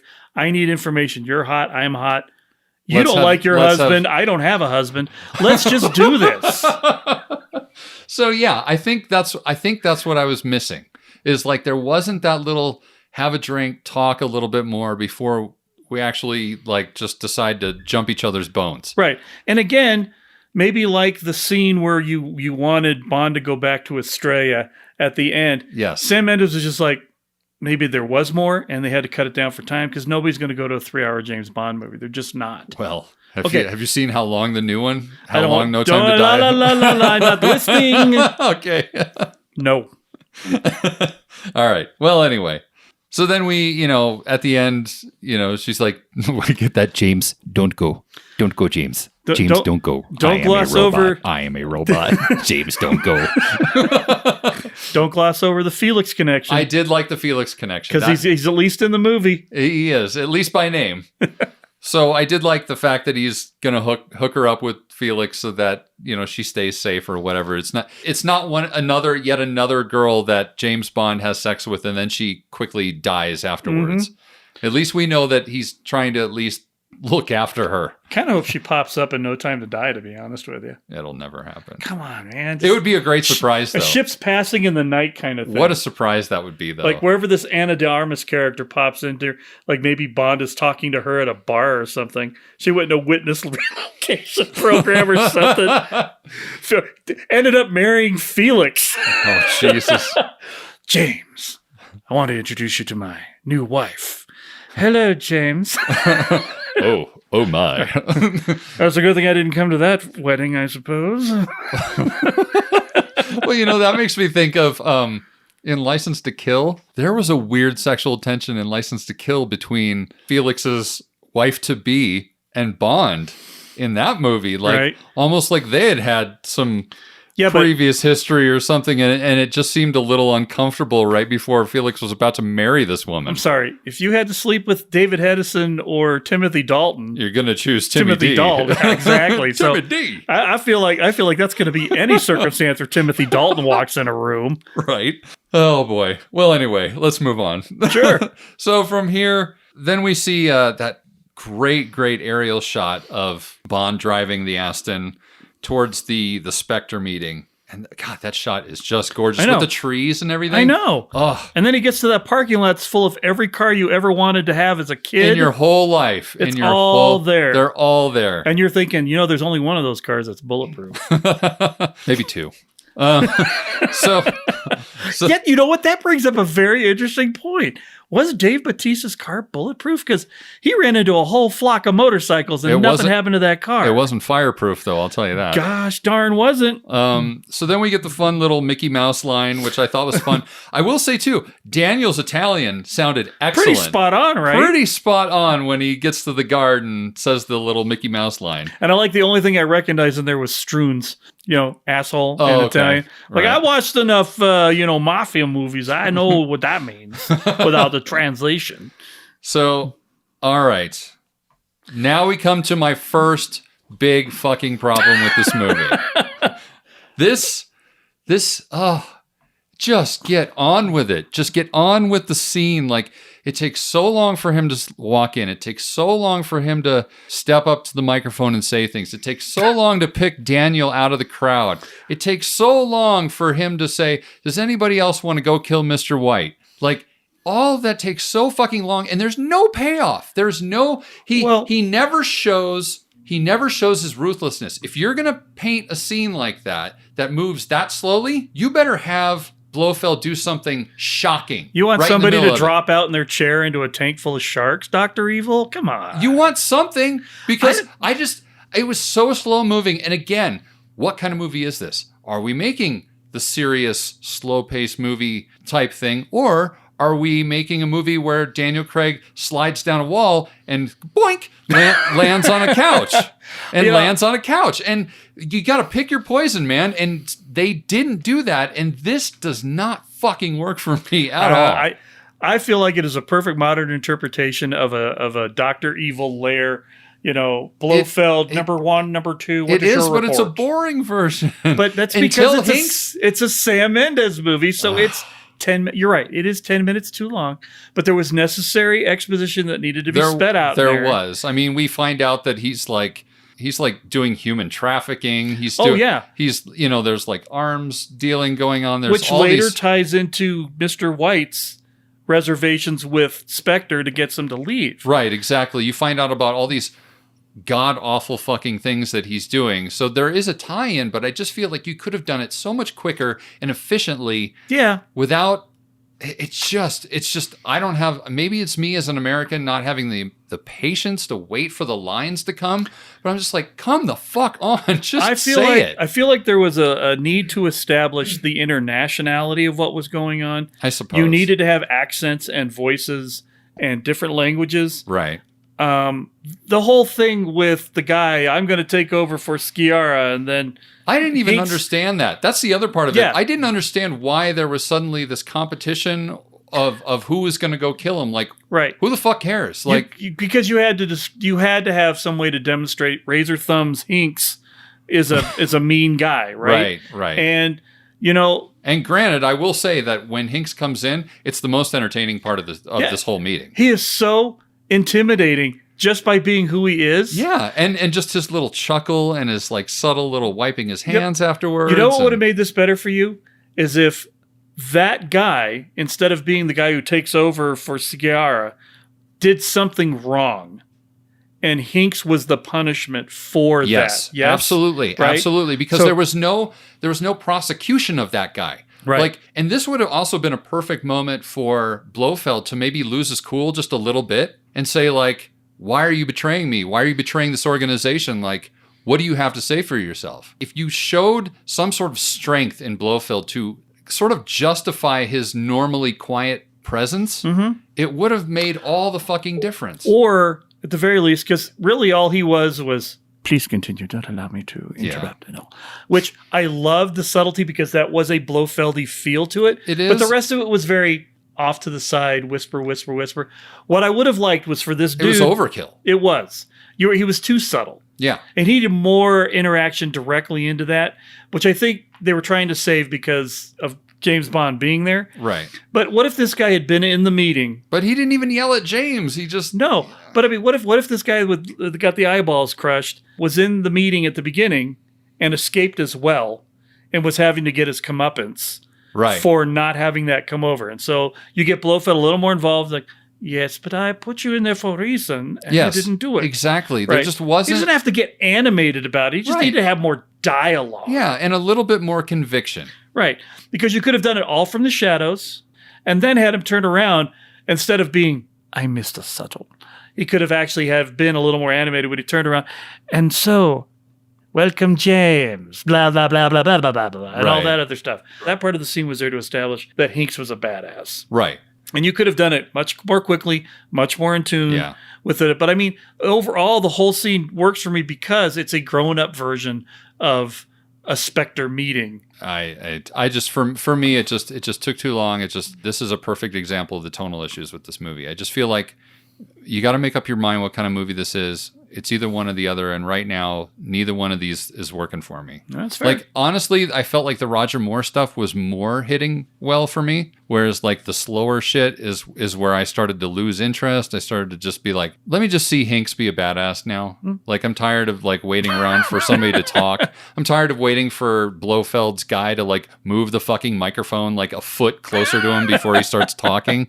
You know, it's just like that type of shit. Well, that again was supposed to establish who Blofeld was. I know, but it's, again, overkill. And the biggest thing that we're going to have to disagree on here is you want this to be a spy movie, and I'm perfectly okay with it being a Sam Mendes movie. This is a crux of the difference between how we feel on Spectre. Right. I don't mind these beats. And I've told you, there's a couple scenes where I've always said the beats are a little too long. Right. But I go into this knowing who is directing the movie and what it's going to be like. Right. So I'm less concerned.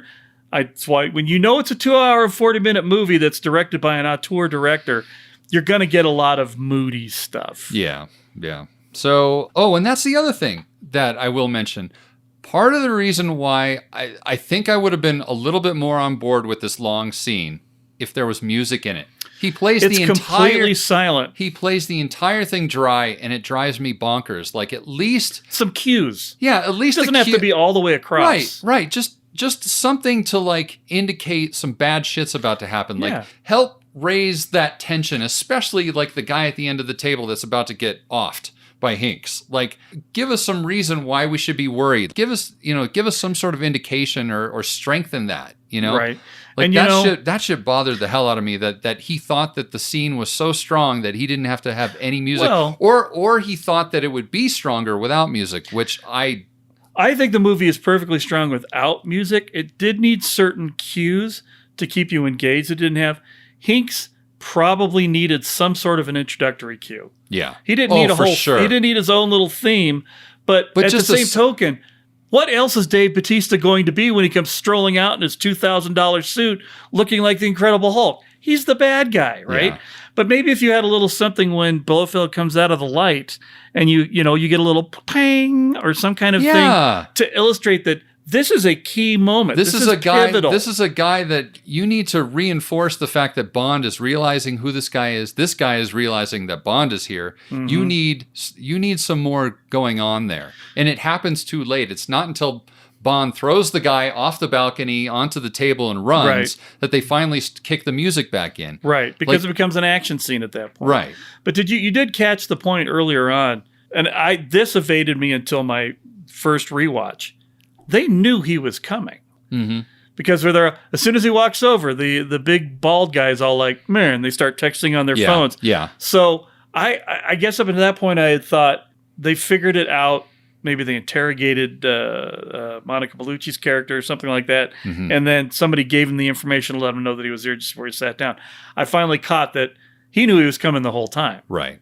Yeah. Because he's the architect of all his pain. Of all your pain. All your pain. All your pain. The architect of all your pain, James. This is going to be the Christoph Waltz one. You guys already got the walk-in. Now you're going to get the waltz. That's right. That's right. So yeah. And then we get that. And even the read from Christoph Waltz, welcome, James. Like, yeah, it's so weird.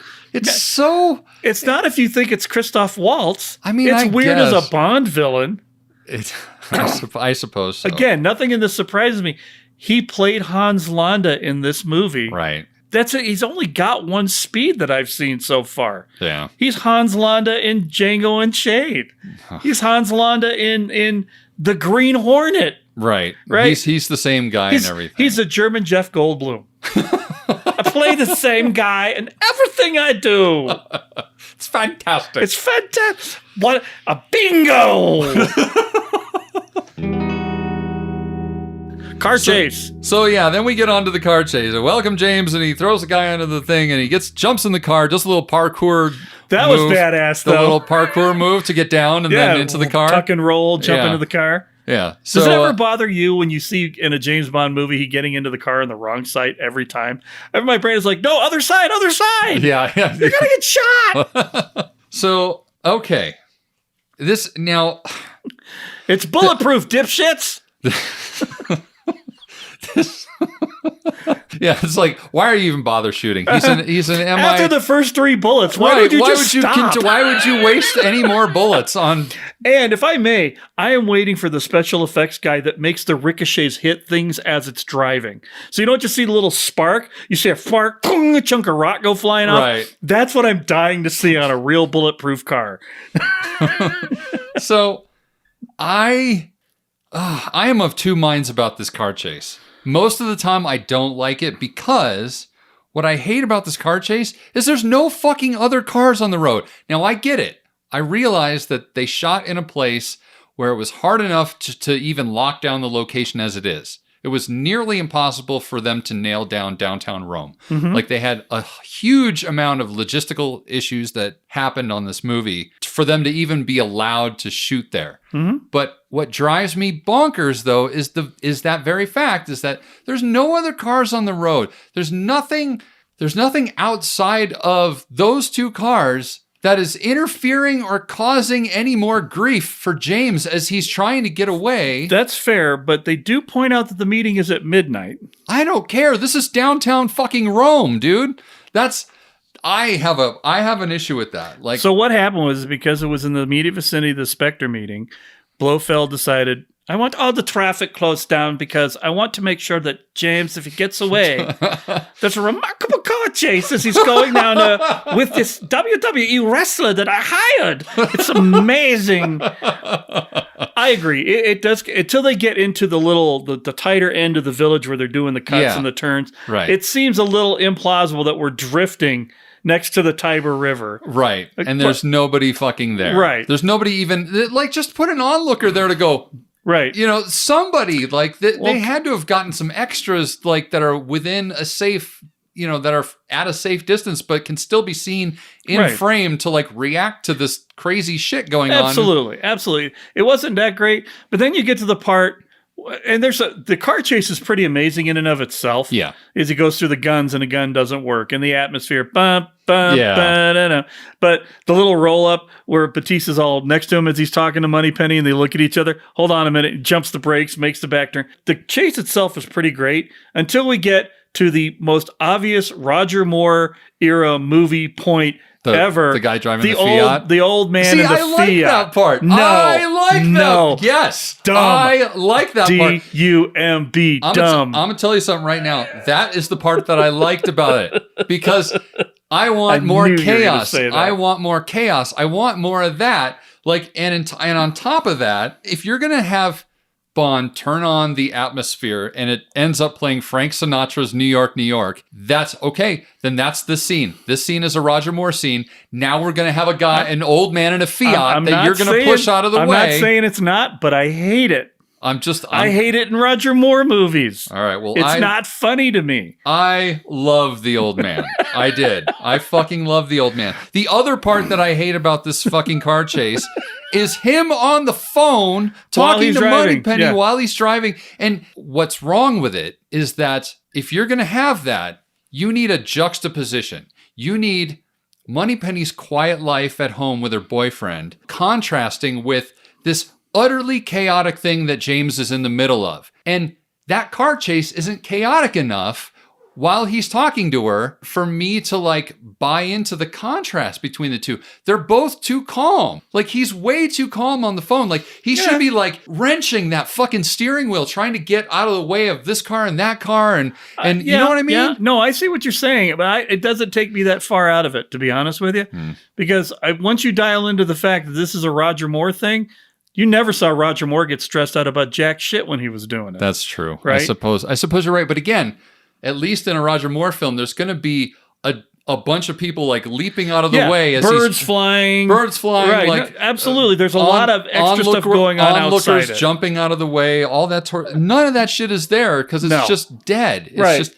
There was that nice beat where he does tell Moneypenny to hold on a minute, so she goes in the fridge. Yeah, looking for something to eat. Yeah, and I do like the whole like that doesn't sound. Who's there at your house at midnight? Yeah. Why is he jealous? I know, right? Well, I would be. Well, why does he get to be jealous? Right, exactly. Why does he get to be jealous? So, and obviously, the only reason why he's even on the phone with Moneypenny is so that we get the exposition about who this person is and why he knows who James is. Right. So we get the whole Franz Oberhauser thing. Look him up before and after his death, yada, yada, yada. Right. So you're also the Pale King thing. Oh, it's Mr. White, of course. Right. That whole Which, thing. of course, you're like, aren't you like supposed to be kind of a detective too? Or, yeah. You couldn't figure that out for yourself? Yeah, no kidding. But let's face it, the end of that car chase is pretty fucking amazing. Well, and that's the redeemer. The redeeming part of this chase is the very end when he ejects out and he, just calmly lands. He's like, evening. Yeah. But I mean, getting into the waterfront, driving down the stairs, going up and over the stones that are on the ground. So they're driving on the side of it. The flamethrower. The flamethrower part's pretty cool. Right. And you're like, what is the ejector thing going to be? Because is James going to eject himself? Right. And I remember the first time when I went to the theaters and saw this, why did he put the car in the drink? And I finally realized there's a bunch of stuff he can't go any further. Right. So that's why, but he's so calm about it while he's doing it that you don't really get that thing. And then, Batista gets out of his burning car. And again, that shot is so gorgeous of him getting out of the car. Also, little fun fact, did you know they had to rip out the seats to fit him in that car? Yeah, that doesn't surprise me whatsoever. Yeah. That was the only way he could fit. Yeah, and also I noticed there was one scene, one part of that scene in there where they show Batista in the car driving that clearly looked like it was a digitally imaged shot. It did, because it was heavily blurred and dark and kind of weird. It was looking. when they were up on the slant. Yeah, and they kept behind him, and he's all, and he's like, "Whoa, it's evil." Right. Evil Batista. I guess. Like demon Batista. Yeah, like what? Is this like the Exorcist Batista? I don't get it. But yeah, what he fly that I told Susan, I'm like, that is totally Roger Moore right there. Hello. Well, and that's why I liked it. Yeah, exactly. I guess that's what it is. It's like I wanted this to be. If you're gonna make it Roger Moore, make it Roger Moore, man. Sure. Like take it there. Take it there. So after this, then we get to the Nine Eyes meeting with M and Tanner and C, and we get the vote, and the vote doesn't go through just yet. But then we get that great like street race headline that must have been fun to mock up for somebody on the team. No doubt. That Tanner's looking at, and Tanner suddenly is immediately like emailing M, who's literally 2 seats away, like, do we know Bond is actually in London? Right. Holy shit. Which is a weird thing. I will say this, it was a little weird that Tanner was kind of fibbing on Bond. I would have expected Tanner to sort of like help cover up, but I guess Tanner's far enough up the chain at this point in the chronology of this. Yeah. That like, I he's guess definitely, it's okay. he's M's man, regardless of who M is. Right. And they were clearly doing the 24, 48 hours thing for Tanner's benefit. Right. So, yeah.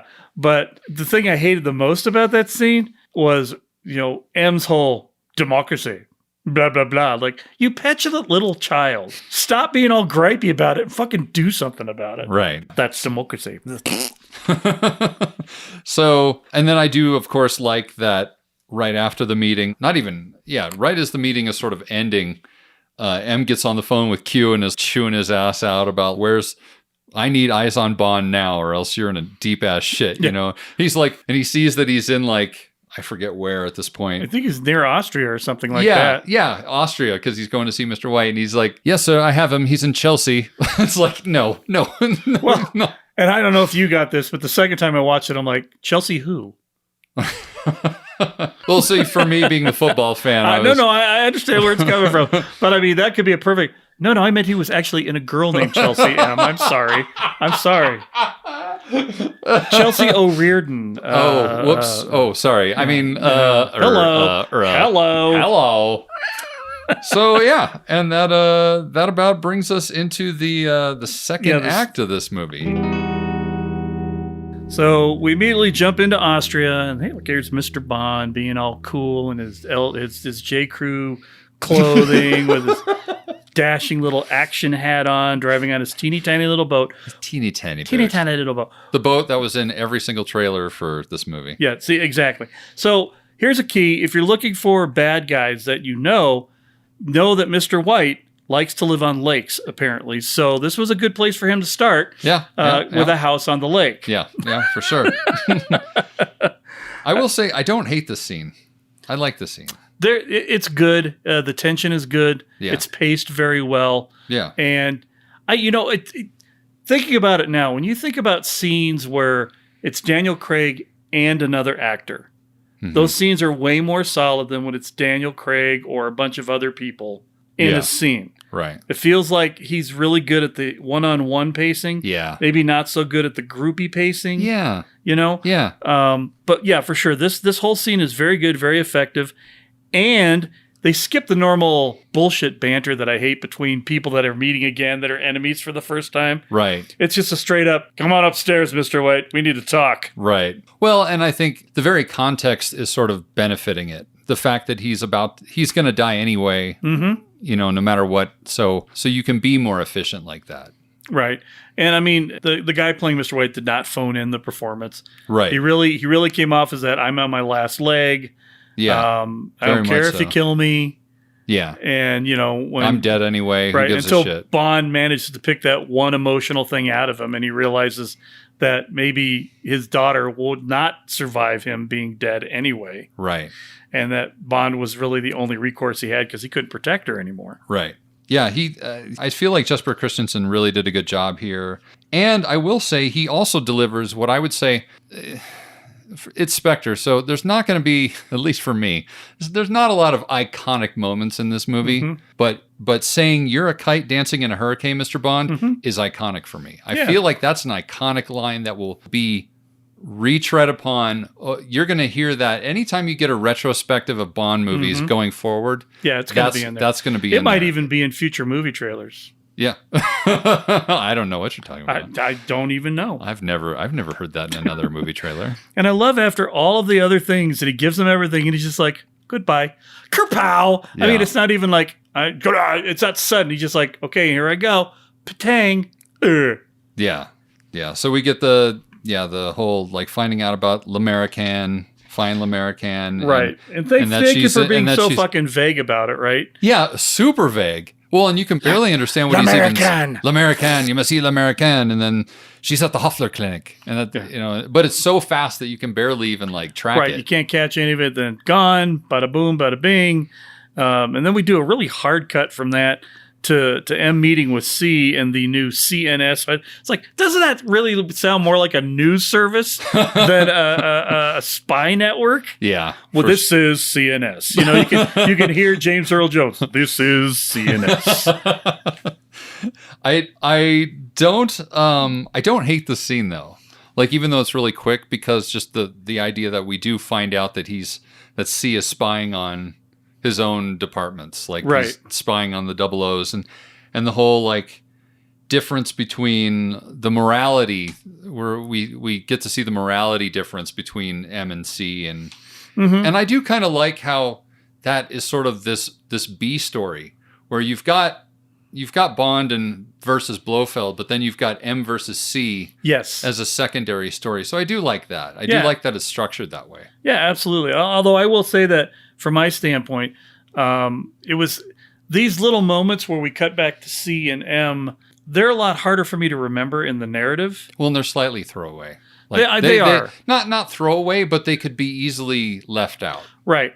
I mean, other than Skyfall, I don't think I've seen an M character this involved in a movie, a James Bond movie, ever.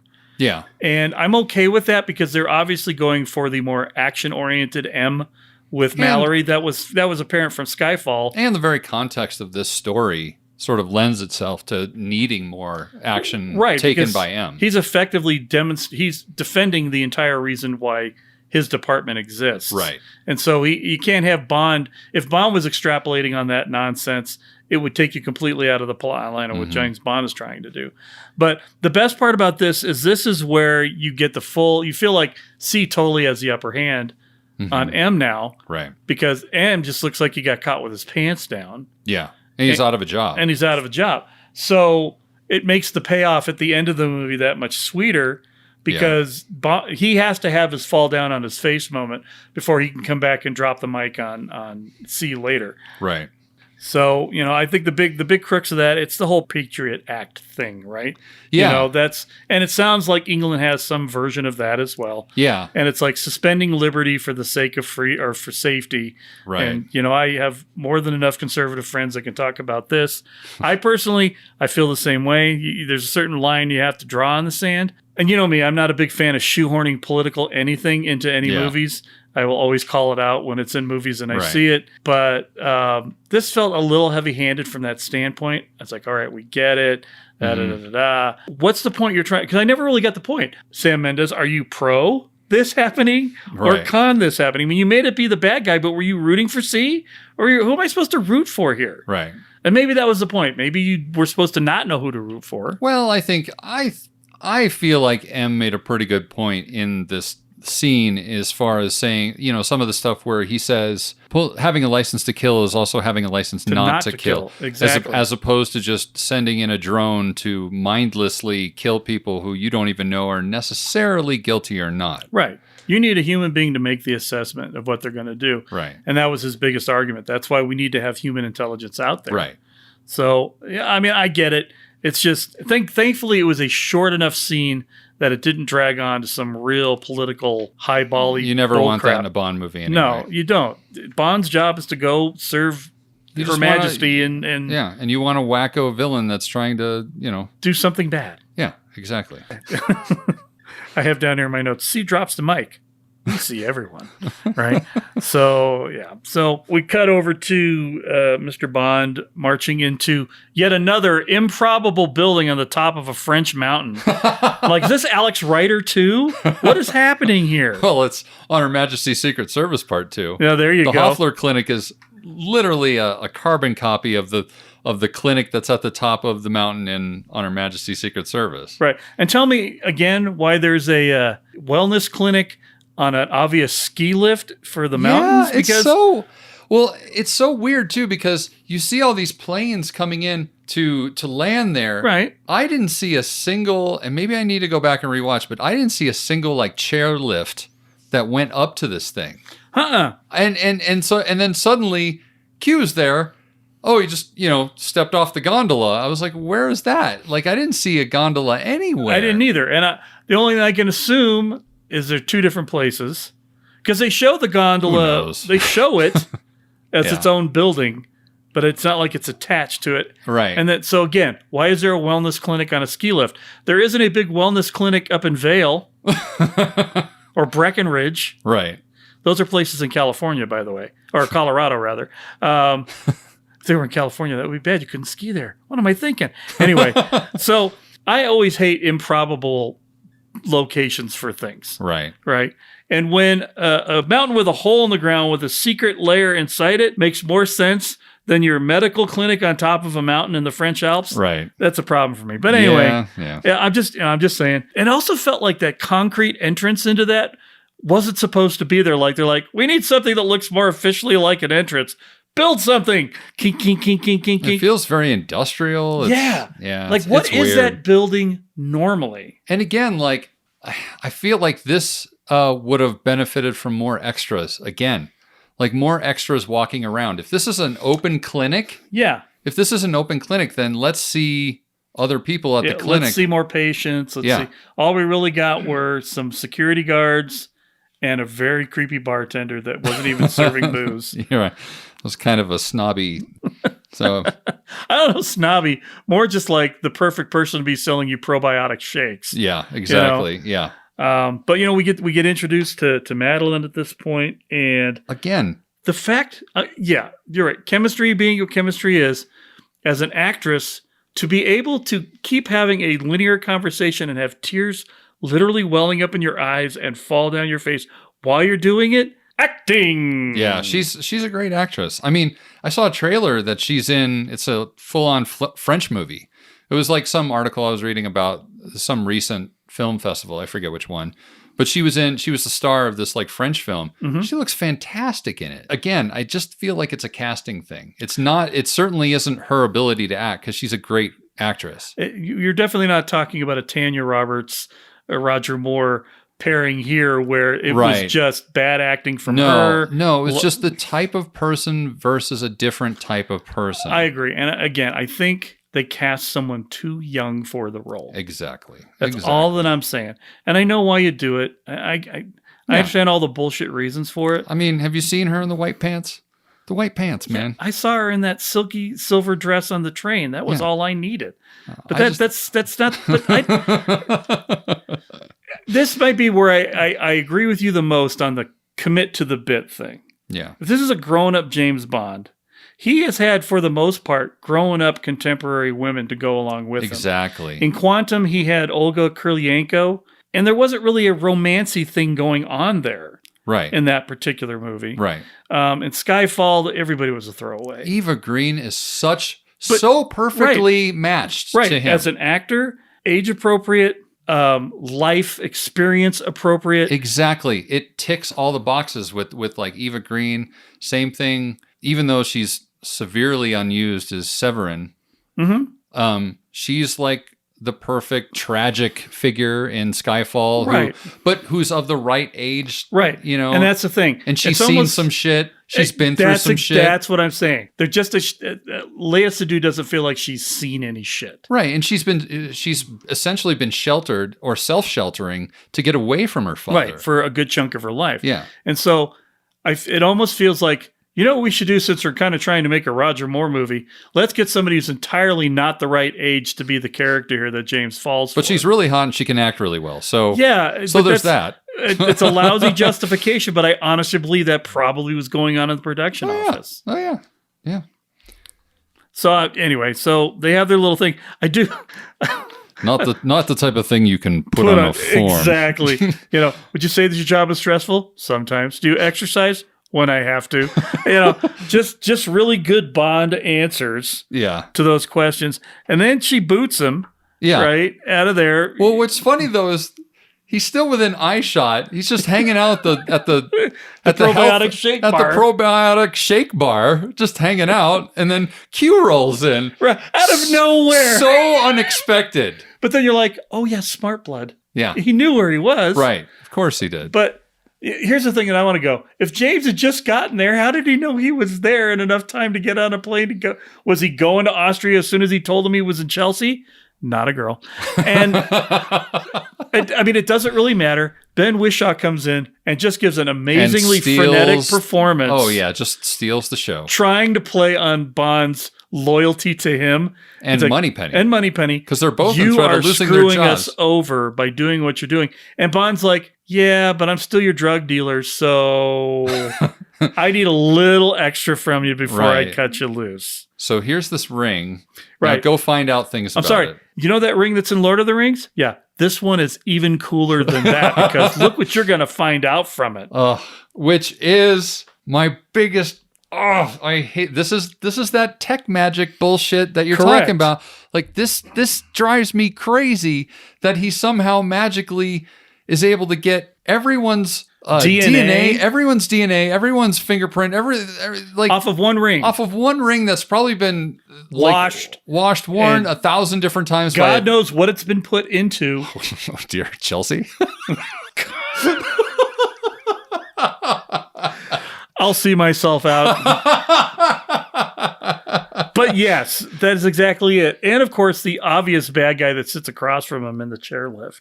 Yeah. Also, I also have to point out that when he does the bait and switch and Q bails out of the room. Oh, that's so good. The first time ever that a good guy has used a side door to hide effectively. Yes. Right? The bad guy's just like, that's your shtick, guys. You don't check the door? Also, Bond's line, when he's fighting the security guards, he punches the one guy. Hey, stay. I love the stay line. It's not even a hard like a dog stay. It's like stay. No, stay. And then of course we get the great line at the bar where he's like, "Here you are, sir. One prolific digestive enzyme shake." Do me a favor, will you? Throw that down the toilet. Cut out the middleman. it's so great. Yes, that is a good scene. So, that slip when Q gives him the slip is so great. Yeah, and it's like, look at this. Q's got some fucking moves. He's got some goddamn moves, man. So he gets away, but Madeline Swan doesn't get away. No, and Bond shoots a guy in the leg because he can. And then he's like, I don't have a car. So what does James Bond do when he doesn't have a car and there's an airport around? He finds an airplane to take over. Sure the hell does. Even if it doesn't have any guns on it or is ill-prepared to be in any sort of battle whatsoever. Nope, doesn't matter. And again, Roger Moore, anybody? It's also why I know. Roger Moore I can't help it. I like this part. I like the part with the plane. I love it. Roger Moore movies jump vehicles through improbable things. And this is the most improbable thing of all. Or for him to be able to steer a plane that's grounded while sledding on snow just by using propulsion? No, that doesn't work. But movies, Roger Moore. Yeah, James Bond movies, you got to take it with a grain of salt. Yeah. The fact, though, that he's causing more damage to the car that the person who's trying to save is in. Yeah. Then the other two catch on fire, or one catches on fire improbably. The other one rolls over after it stops and whatever. And I get that, but I mean, he shoots the car that she's in. He runs the nose of his airplane into the car back of she's it. in. It's like, are you trying to kill her or save her? Yeah, what are you trying to accomplish? And what about Dave Bautista's gun in that? Oh my God, like a shotgun pistol? That double-barreled pistol thing? What the heck? Yeah, that was something else. And I love it when she's in there and the guy's got the hypodermic and then Bond flies over, gets his attention. She grabs the hypo like, I am not a damsel in distress. Wha-pow! And it kills the guy with it. And then Batista just turns around with a gun. It's like, hey, I'm still here. Did you see Guardians of the Galaxy? That was me. One of the things I would say, too, about this scene between her stabbing the guy with the, whatever trank was in that needle or whatever. Mm-hmm. And then even after this, after Bond T-bones the Land Rover or whatever and like pulls her out and she gets totally pissed off at him. Yeah. Yeah. And she's like, did you ever stop to think that maybe you led them to me? That whole thing, at least they wrote her really well and she's really smart in this. Like, she's not Christmas Jones. No. Like she's actually a believable, okay, somebody can piece all that together. She's legitimately A, the daughter of an assassin, right, and B, a doctor who knows what the fuck they're doing. Right. Well, then that's it. I mean, even Blofeld says it later on. The one girl that could have understood you, the daughter of an assassin. Yes. Yeah. Right. And that kind of drives home that point. She has had the exposure to understand what a person like James Bond not only goes through, but the kind of damage he can cause by doing what's just his job. Right. But at the end, she has to capitulate because, you're not going to do this without me. You're going to die. Yeah. Even though I nearly killed you 3 times trying to save you. But just pointing that out. Anyway, so they go back and they talk to Q. And Q's are like, okay, I'm on your side now. I get it. This explanation and just, it all ties together, Bond. It's all ties together. And he has that very handy graphic. The graphic. This is the thing. This is what I'm talking about. Magic so computers. All of the graphics in here they're so high level and infographic-y. They're so corny though. Like they're the worst. It's like the worst 90s fake computer that what computers can't do in the 90s. They've translated to, yes, it can do this, but there's no data that you could get to make it generate something like this. You can't set a metal ring on a little plate, right, and have a computer draw in DNA without a chemical or you'd have to put it in liquid or something. I mean, I'm not a scientist, but I know that you need more than some fancy metallic plate to set a ring on to get DNA evidence off of. Now I'm gonna say one thing that sort of makes it legitimized to me. is when the first couple times I watched this movie, I thought that, like, this ring had passed on to all these different people, but somehow they got the ring from the dead body and they went on. When I looked, I actually froze the graphics on the second viewing I could read the screen. Oh, no. The ring is connected by a rare metal element that's in it. Oh, Jesus. So the ring that Silva had on had the same metal in it. and the green had, and that Mr. White had. And it was those rings that were the rare metal that was tying it back. I think they didn't say it, I'm pretty sure. Well, that's the thing. Like, you can't just expect to put it on a computer graphic and expect the audience to go, oh. I think it's tied back to the meteorite. I think it's a meteor metal that they were looking at. And if they had that makes sense. They had just said that. Right. Then it would have been way less like. The ring is made out of some sort of meteorite material, blah, blah, blah. That's all that Q had to say. To fix that whole And then scene. when you walk in and see that, you're like, that's how they connect it. It's a rare metal that's only available in this one rock. Right. And Bond sees the rock and goes, aha. And then that meteorite scene towards the end of the movie makes perfect sense. Wouldn't feel like such a waste of time. It absolutely did feel like that. It's the one throwaway scene that you could have totally ditched, had them sit down for dinner and have some meaningful conversation rather than talk about a meteor. Oh, it was so stupid. I hated it. Oh. So, yeah. But we get the gist of it from this thing, right? Right. And Madeline's like, oh, L'Americain's not a person, it's a place, you dumbasses. But, its name is Spectre. Oh, boy. And it's spelled wrong, unfortunately. So they get to Tangiers, which is where the L'Americain ends up being. And I don't know about you, because I know you're not the movie person that I am in some circumstances, but were you expecting to walk into a bar and see Humphrey Bogart in there standing next to a guy playing piano? Because the Cafe American and L'Americain, and I'm just like, play it again, Sam. I just play it again, James. I feel like they went to Tangiers just so they could go to Tangiers. Well, they filmed a lot in Tangiers because everything else happens in Tangiers from this point on. Yeah. I love the hotel. I love the idea. And the hotel is cool. The exchange between them when she's obviously plastered. Bond doesn't get plastered. He just gets drunk. Right. But she gets so kind of like, you're not sleeping with me. And there's two of you. You're kind of cute, but that's like the first time that we get any sort of indication that she's attracted to him at all. Well, yeah. I think it's good that they play it off as much as they can.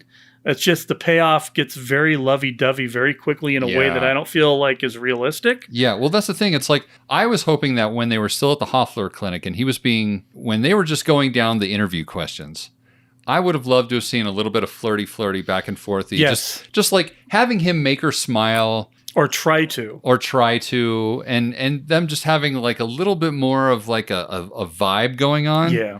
And none of that ever gets set up until this moment where she's so drunk that she sort of... Like her shields come down. Yeah, she sort of unwillingly admits that she finds him attractive. Right.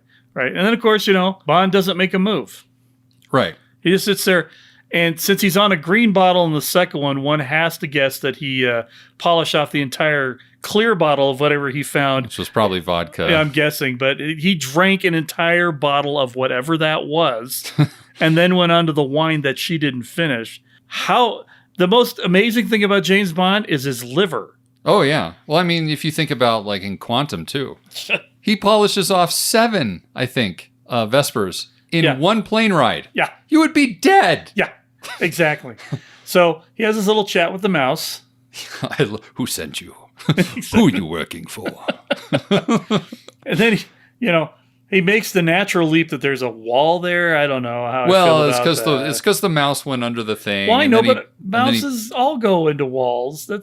Watch Tom and Jerry. But he's desperate. That. He's desperate to figure out why he's sitting in this hotel. So he pours a little beer, and the beer rolls through the wall, and he's like, "Oh, yeah, maybe if I punch out this wall, there'll be something back there." Okay, and so when they get in there, and it's all super quiet exposition because it's all of what's happening around. How badly did Bond want to watch that videotape? Oh, or did he want to watch it at all? It was probably a little bit of column A and a little bit of column B. Because man. If you want to talk about the dangling thread in this movie, if he would have been alone, he absolutely would have watched it. Right, absolutely. I do find it funny, though, that it was a VCR tape. Yeah. Which we got to think, 2005. And Yeah, no. Carry the 2. No. I also think it's really funny that they steal a little bit of Winter Soldier action in this scene because we've got the old computer that still surprisingly works really well in the modern world. Uh-huh. It's like and I actually checked. Spectre was released 1 year after Winter Soldier. Really? Yeah. So I'm like, At least it wasn't talking to them. Bond, right. James. Born 1969. I have uploaded my personality into this computer. I have uploaded my personality into Blofeld. And Chelsea. Actually, Mr. Bond, you uploaded yourself into Chelsea. Oh, God. God, I hope this stays a joke forever. It is now.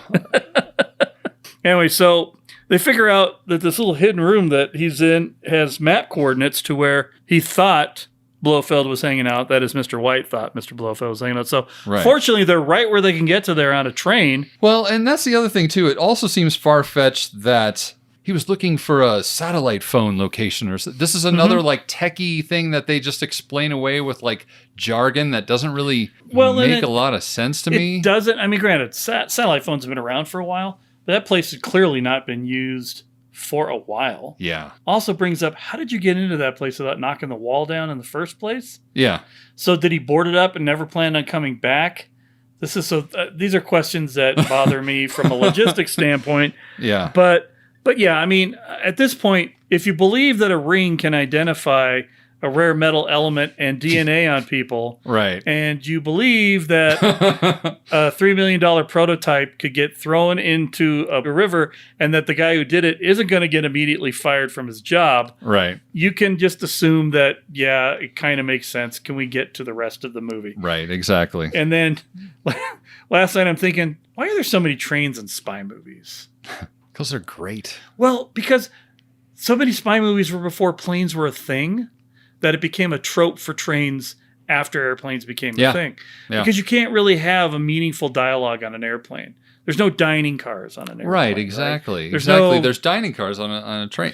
Can I just say, too, and I know this is just me being an American, and I know... Are you being l'American? I'm being l'American.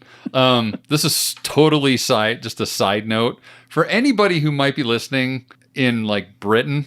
I have such a fucking hard-on for trains. Like, I've been to England exactly once in my life, and I loved being on the trains. I didn't love it every time because there were trains that were late, and there were trains that didn't happen. There were problems. But at the same time, I fell in love with riding on trains when I was in England. I fucking loved it. But I'm sure that if it was something where I had to rely on trains, I'd probably be way more annoyed with them. Yeah, no doubt. So I realized I forgot there's that brief little scene where Nine Eyes gets approved after a surprise bombing in Cape Town. Wait a minute. Was South Africa the holdout? Oh, looks like they're on board now. Bye-bye, 00. I told my buddy from college who's the Home Secretary, we're done with it. M's like, well, fuck you then. Yeah. Basically just the exposition to let us know that there are 72 hours left. Right. These are your stakes. Yeah, here's your window that you have to save the world in now. Right. So off you go. So I also like Moneypenny's little squinty-eyed, we're going to get you. Yeah, exactly. As they walk past him. I know. I caught that the second time I watched it. Her little stink eye that she gives C. And then C's all like, whatevs. So anyway, back to the train, which, it's a train. The first thing you see is Bond like, can you get my tuxedo pressed, please? Because he had a tuxedo with him, of course. Of course. Yeah. The outfits in this area of the movie is just, how do you have all this shit just with you all the time? Well, that's because everybody looks like they're in a Bond. Dolce & Gabbana ad from this point on. Because the desert lighting looks like it's highlighting the clothing. They just look like fashion models for the rest of this whole thing, right? Totally. And I'm okay with that. From a stylistic standpoint, I was fine. Literally, when they get to the end of this route in the train and they're in this beat-up old train station, and there's gorgeous white linen everything, and there's Bond in his his seersucker, fancy, just, you know, fancy tan suit. Yeah, but yeah. Those white pants. This silver dress. Well, yeah. I'm going to tell you something right now. When I saw this movie in the theater and she comes walking in that dress, I was just floored. I don't know why. I mean, she's a pretty girl. I'm more attracted to Eva Green than I am Leah Seydoux in that capacity. But something about the dress and the lighting and just everything was just, it hit me like Marlene Dietrich or some sort of blonde bombshell from the 30s. I was like, wow. And I mean, wow. It's crazy. She's beautiful. She's beautiful. She walked in. I couldn't believe my eyes. She was gorgeous. But yeah, I mean, she literally took my breath away. I was just, and I've seen her in other things. She is not taking my breath away in those things. She didn't take my breath away in this movie. But that scene, I don't even know. Yeah. And then they get in and they're very, all of a sudden they're very kind of flirty, lovey-dovey. Yeah. There was like a switch was thrown somewhere. Well, I like the first half of this train thing where he tries to give her handgun lessons. Oh, she is so... And she just makes him look stupid. She's like, I don't like it. I don't like... Or, fuck you. If you're not going to listen to me... All right, fine. I'm going to show you that I know every single part of this gun. And doesn't let the bullet drop. Stands it on its end. Right. I don't have to show you anything. I guess we'll hold off on the hand-to-hand combat. I did like that as the follow-up. And her little story that made no sense at all. A man came to kill my father. I was up playing. Didn't know he kept a gun. I'm like, am I understanding this correctly? He hid a gun in your bathroom and we're implying that you shot him when you were 9 years old? Or are you mixing something here where you were hiding and your dad pulled a gun out of the bathroom and shot the guy? Because I'm reading it like she killed the person that came to kill her father. Yes. And her father hid a gun in her bathroom, which is batshit crazy. Next to bleach, I'll add. There's bleach to clean up the mess afterwards. There's bleach in a 9-year-old's bathroom. Okay, now you're talking like a parent, which is hilarious. But this is either a boo-hoo story or a holy fuck, that screwed up story. I think it's a little of both. I wanted one little detail just to tell me whether it was one or the other, because the ambiguity is still killing me now. I think she killed him. That's what I think. Hence her aversion to guns, hence everything else. But maybe it's good to leave it ambiguous. I'm not very big on ambiguity, but anyway. So there's another little interstitial in between the two train scenes with M and Q and Moneypenny. Yeah. Which I'm going to be perfectly honest with you, I do not remember whatsoever. So it must not have been very important in my brain. I just remember it because it's at Rules Restaurant and I went there and... Like when I was in England, I found Rules Restaurant and ate there. We found out Bond's right after all, and M's like, I don't care. Yeah, exactly. We can't do shit. We can't help him. In fact, if we help him, it's going to hinder him. Because then they're going to be able to track where he is and what he's doing. If he'd said something at the beginning of all of this, at the beginning of the movie when I asked him, maybe we could have done something. But since he's such a dumb loner asshole, he's fucked. And while you're at it, delete the Smart Blood files. Yeah, delete everything. Clean it all out. Can you still run things through the shredder? I've been around a while. That was kind of like M's little "we're all fucked" moment. Yeah, pretty much. We can't do anything. Bond's on his own. Let's have a pint. Why don't we? Woo!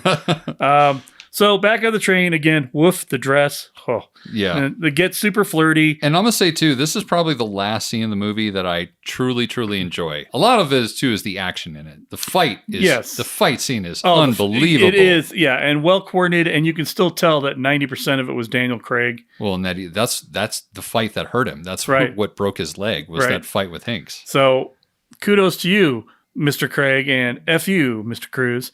But...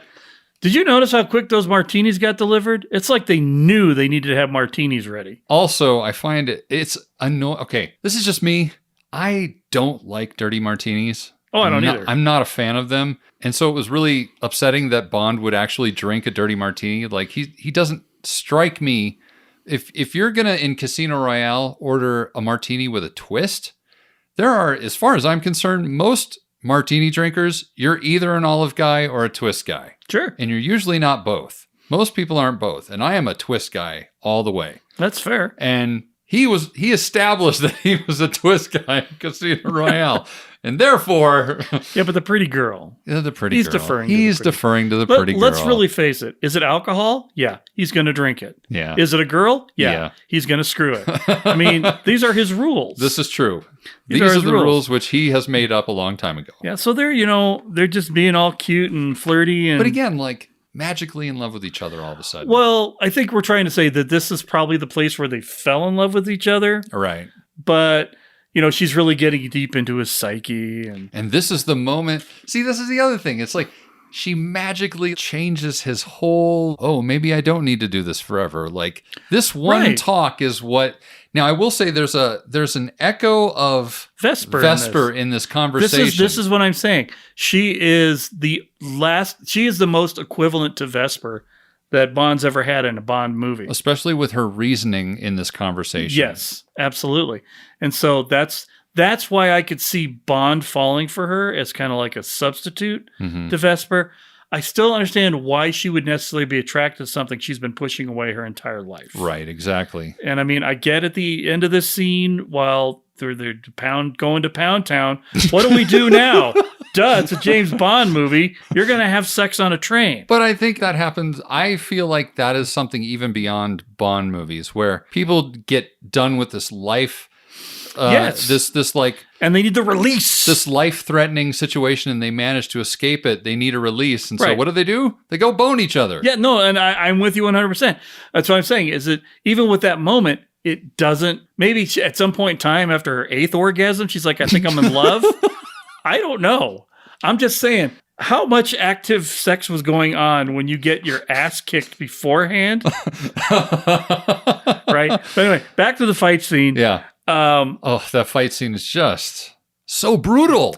And Hinks is such a badass. Like he's so big in this scene. When he pushes himself through those doors and kind of like throws his jacket tails back so he can like really get down and get to business. Yeah. It's like, and he punches the bar, and I mean, you're like, I would normally not buy this. But for some reason, how they were presenting Batista, and the brutality, the fact that he was willing to hit Madeline, and not just like a go away, no, like literally knocked her ass out, and just it's probably the most brutal Bond fight I have ever seen, including the helicopter fight that was at the beginning of this movie, because it's so close quarters, things are getting broken, and you look like you have a guy who could be causing this damage. I think that's key. Yeah. Well, and he's a professional wrestler, so he knows how to sell that shit. Absolutely. He's done that for years, so he sells it so well. And because it's him doing, again, the majority of the stunts along with Daniel Craig, you don't get that feeling of, that guy seems like a little skinnier Hinks than the one that I'm normally seeing. Right. There's no... You never see the stand-in guy like taking the fall ever. No, and then I remember watching it going, they have amazing tailors that nobody has split a seam in the back of their coat or their vest at this point. That's the real. That is real right there. Now, I do have one thing that's it's a bit of a question about this. And I know that this goes back to like the days of Connery, where Connery in a lot of the Connery movies, he sort of willingly allows himself to be captured. That's what Bond did. I mean, Goldfinger for sure. But I find it really bizarre that, they have this massive fight with Hinks. Hinks is obviously trying to kill him or whatever. I don't know. But like, they finally get rid of him, which is great. Like the shit. Like after his only line, and it sounded like it was dubbed by somebody else. I know, right? Also, quick Jaws reference there. Did you get at all with the yellow things from Jaws going off of the shark? When they shoot the harpoon into the shark to keep it up. All I kept thinking was, this is like Jaws. Fa-thump. Fa-thump. Oh, somebody's going out with the last fa-thump. Fa-thump. Mad. Poop. Yeah. But what I was going to say was, so they managed to get Hinks off the train, but then they knowingly allow themselves to be captured right after that, after all that fighting. Well, and my disconnect on the logic is the opposite of that. If he wanted him there in the first place, why did he send Hinks to kill him? Right. Why didn't you? To me, what would have been funnier is if Batista just shows up, nudges Swan over, and just sits down, and sits with them. There's no fight. There's no fight. They're just, you're coming with me after all this. Scotch. And just orders a scotch. Yeah. And then you cut to them, all three of them at the train station. That would have made more sense. Right. How do you get your boning moment? I don't know how you get your boning moment at that point. But that was my disconnect. Unless he was just a randomly fired missile and they couldn't reel him back in, he was going to keep doing until he did what he needed to do. But yeah, it's like, why kill him if you wanted him where you're going? Because it sounded like you're planning on him showing up. Right. Spectre lair. How, I've seen a lot of Bond supervillain lairs in my day. How did this one never end up in a movie until this point? This is a real place. At least this little donut ring is. Okay. The thing in the middle of it is not. That was someplace else. Right. But this little thing here, they said, had water running through it and eroded through to make a donut shaped. And it's been a place where they corralled slaves and where Bedouins have hidden in life because it's a good place to hide. Okay. There's no meteor involved. It was a rock that eroded. Nothing ran into it. So they're making that bullshit up. Right. I actually looked into this one because I'm like, I want to know what this meteorite's all about. It's bupkis. It was just made up for the movie. Because I'm like, is there green in that? Because that might be a kryptonite meteor. It looks an awful lot like the meteor that got the kryptonite out of in Superman Returns. But anyway, so a Bond villain lair to be reckoned with, I think. It's just perfect. Well, and here's the thing. It is a perfect layer, and yet it blows up so fucking easily. Yeah. One shot to a valve or a tank. Like, give me a. See, this is it. This is the turning point. It is the Death Star of evil lairs. All you need is Luke to take one shot. My wife pointed that out to me as well. I'm like, yeah, but you know what? Bond doesn't have a fucking blueprint. Bond didn't have several spies to die to bring him these plans. Absolutely. And let's the linearity of the explosions is even better. It doesn't even start where he shot the tank. It starts at the back. And it is one of the most gorgeous explosions I've ever seen in a movie. But most nonsensical. Right. It's so linear. It should have been like, this part blows up, then this part. Instead, it's pop, pop, pop, pop. We're going to go off to the left and the right, and we're going to zip right back into the middle. Meanwhile, profile of Madeline, profile of Bond. I love you. I love you. But anyway, we got a ways before we get there. Yeah. They get off the train in this rickety old station, and like I said earlier, it looks like some sort of a Vogue fashion ad. Oh, it absolutely does. Right? Those white pants. The whole white thing. I mean, come on. Yeah. And then in a classic Bond moment, what is that? Oh, that's a 1948 Rolls-Royce something with kung fu grip, right? It reminded me of the King in Last Crusade. He's like, Rolls-Royce Silver Ghost 1938, and I even like Phantom 2, and I even like the color, But comes up, gets him in there, sir, madam, and they just nonchalantly ride into it. Yeah, knowing that they're being captured. Right. And at least you get the little thing from Madeline saying, James, I'm scared. Right. And you get the hand-holdy thing. James is probably terrified. He's not going to tell you that. No, he didn't know what's going on. And then they get there with the world's most polite supervillain assistant.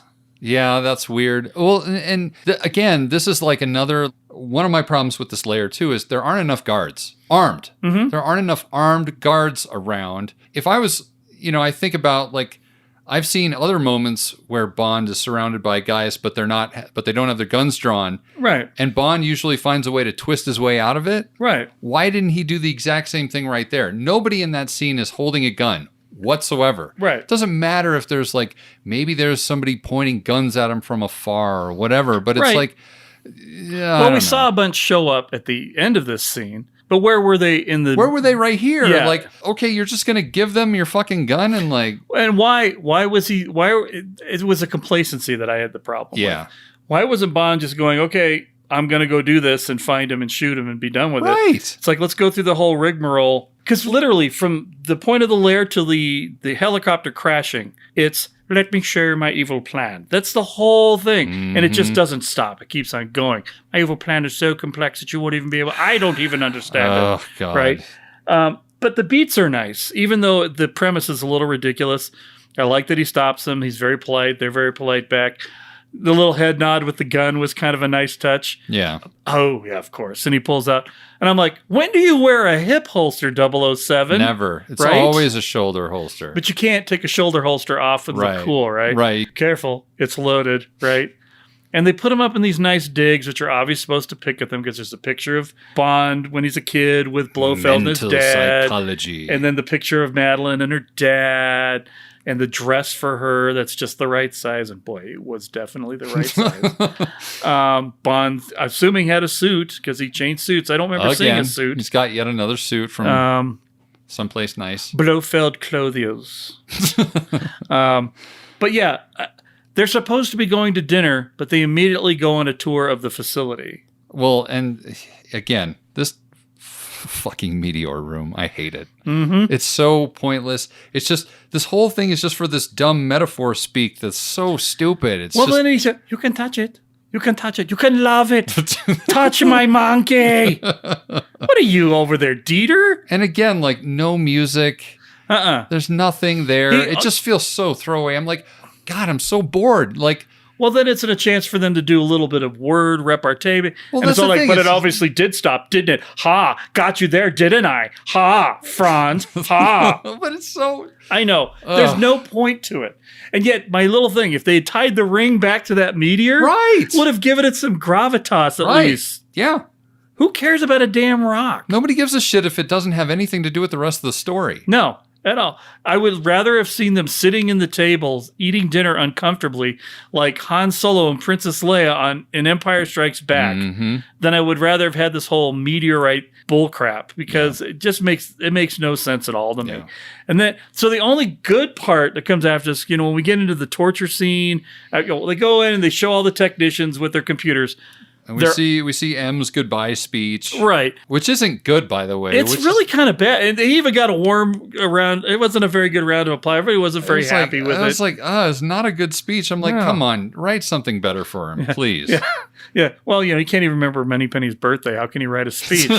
But some of the things that are in there, all of the technicians wearing black jumpsuits, right? Blofeld wearing the obvious Blofeld jacket, but open rather than closed. Right. That was one of my favorite parts. It's just dangling open there, with the high collar and everything. And he's wearing the little slippy-on shoes. Like, what is your fashion, Blofeld? I'm a little where are you going for here? Because this seems very not put together.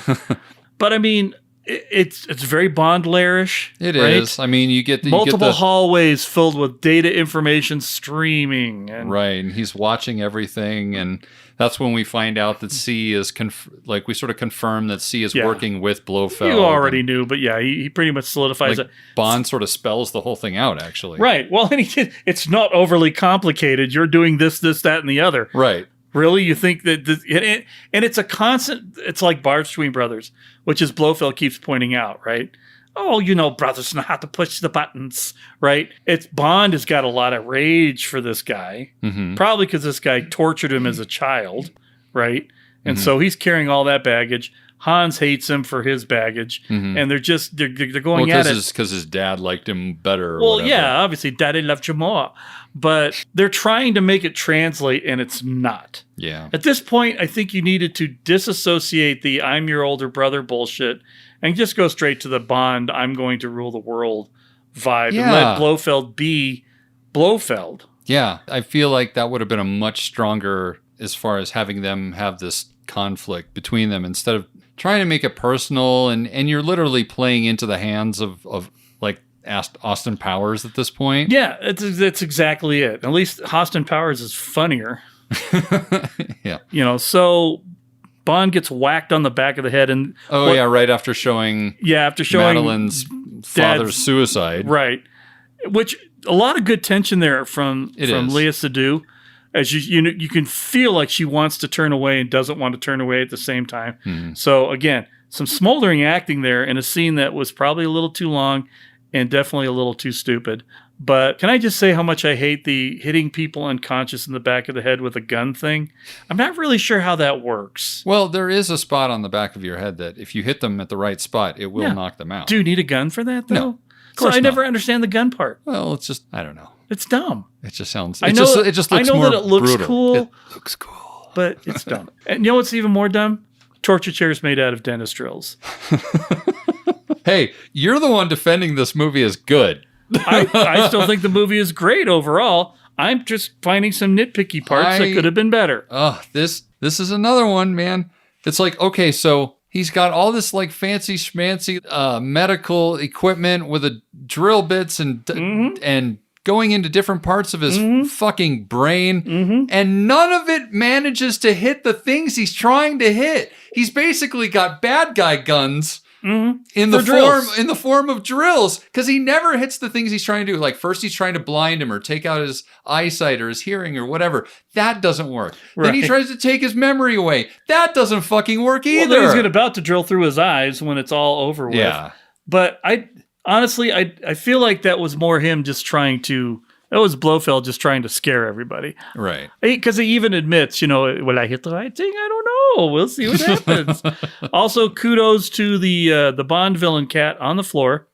Yes. That was, I did like that touch. And kudos to him not stroking the cat. Because that would have been a little too over the top for me. A little on the nose. I don't mind the placing of where he's revealing that he's Blofeld. What I have a problem with is that it's not more over the top. It's very subtle. I wanted that like reveal to be bigger. But see, the thing is, in the context that they're revealing it, it means nothing. Yeah, it doesn't. Because Blofeld is Blofeld in every James Bond movie but this one. Right. He's just a guy with another name in this movie. Right. So you only have a connection to the 65% of the audience who has any idea of the history. The rest of it is just like, I'm a guy with a silly name now. I just hate the fact that they made them stepbrothers in this. Yeah. Well, and I hate it. I hate it. I hate it when you say this because then they're like, did we just become best friends? Yup. I want to see that Blofeld and Bond movie. There's so much room for activities in the secret lair. For criminal activities in the secret lair. Oh my gosh. And so yeah. There was a lot of that, though. He talked way too much. And too long. And too long. And there was no purpose to it other than... In fact, he wakes up to him yammering. So the whole thing is like, this Blofeld really talks too much.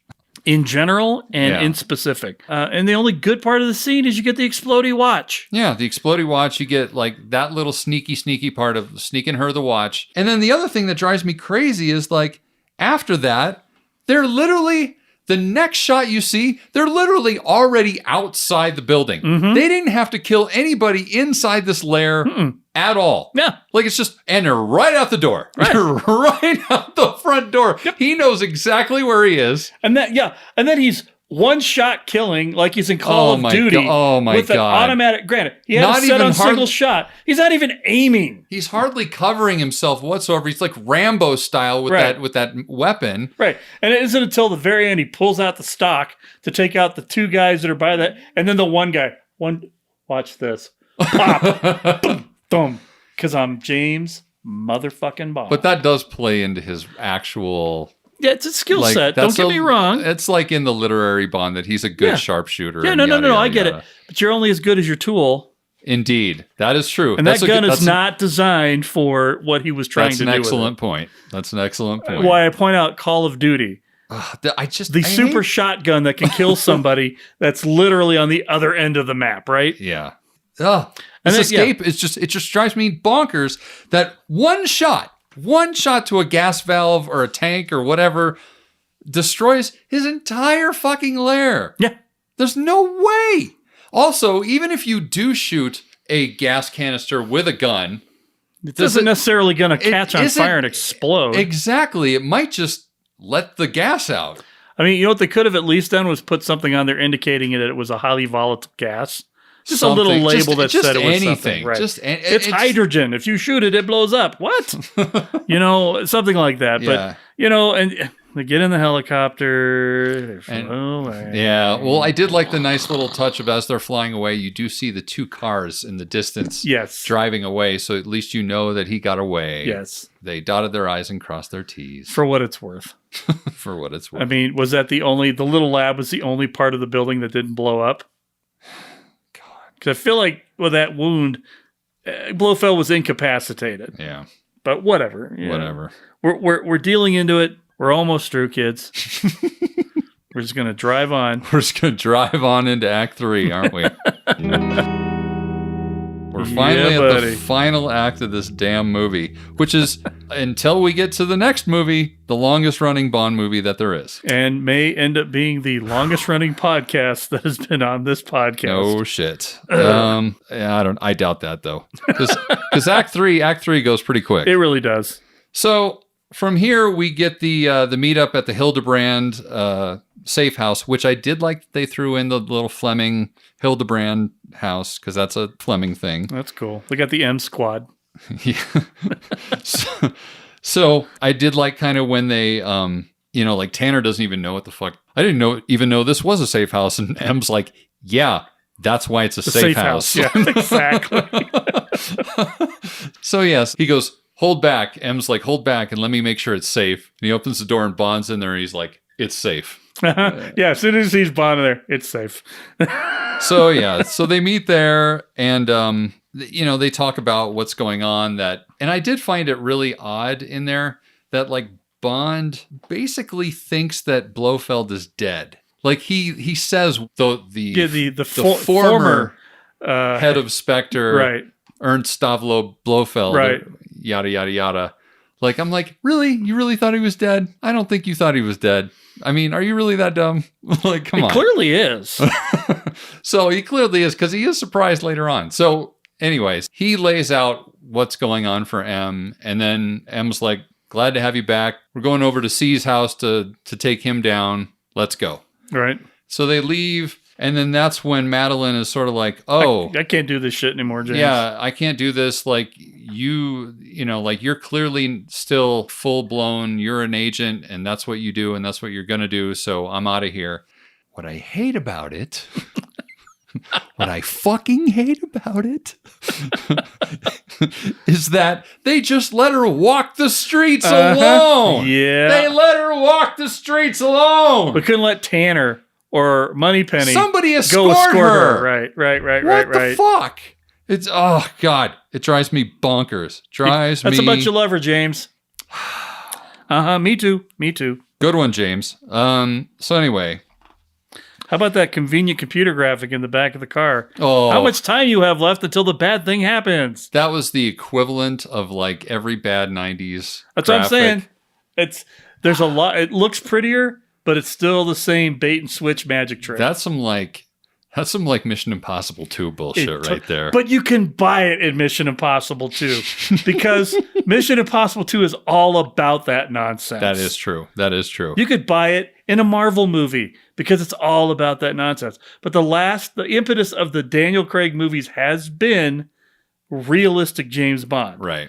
And this is such total horseshit. I hate it. I've hated it in every one of them. I hated the breadcrumb thing in Skyfall. No, that's so contrived and stupid. Again, you're mixing two different formulas together, not to their best effect. I mean, you got to stick with one, man. Remember when we were talking about Goldfinger and the little radar thing in the car and how it looked plausible because it literally had what looked like a microfiche or overhead projector map? It looked technologically accurate to the time frame. Right. I know that we have computers that can make pretty graphics like that, but the data involved in that representation meant that you built a program to tie into another computer to give you this. Nobody who's setting up this intelligent network has a little timer running until everything goes online. No shit. Well, and let's be real here. Like, all of the graphics in this look like they were made by a graphic designer. Yes. Whereas, like, if you're talking about software versus like a website, right, software generally isn't all that pretty to look at. It's normally very function forward and and prettiness last. Which is why when you see the Q getting in there trying to hack into it finally, you start seeing lines of code. Then you still see get the little code. Blinky red things telling you you're successful, you're not. Yeah. But you at least get the feeling that he's doing something computery, right? Rather than the magic computer that analyzes everything and solves your problem for you. Right. Ugh. Anyway, so then, after Madeline just, decides to walk away by herself, unarmed, okay. So then M and Bond are in the car driving to go to C's place. Right. And of course, they get T-boned by one of Blofeld's cars. Right, which thankfully was not Dave Bautista. Because I'm like, what if he comes back? He's like the Terminator at this point. That would have been great, though. I would have been all in for that. Only if there was a final reconciliation with it. But because Bond had to get captured, there couldn't have been. Right, exactly. So it's just goons. It's just your average goons. Yeah, you guys are in a crash, a knockout, here's a hood, blah, blah, blah, zip tie. Zip tie, put you in the back of the van.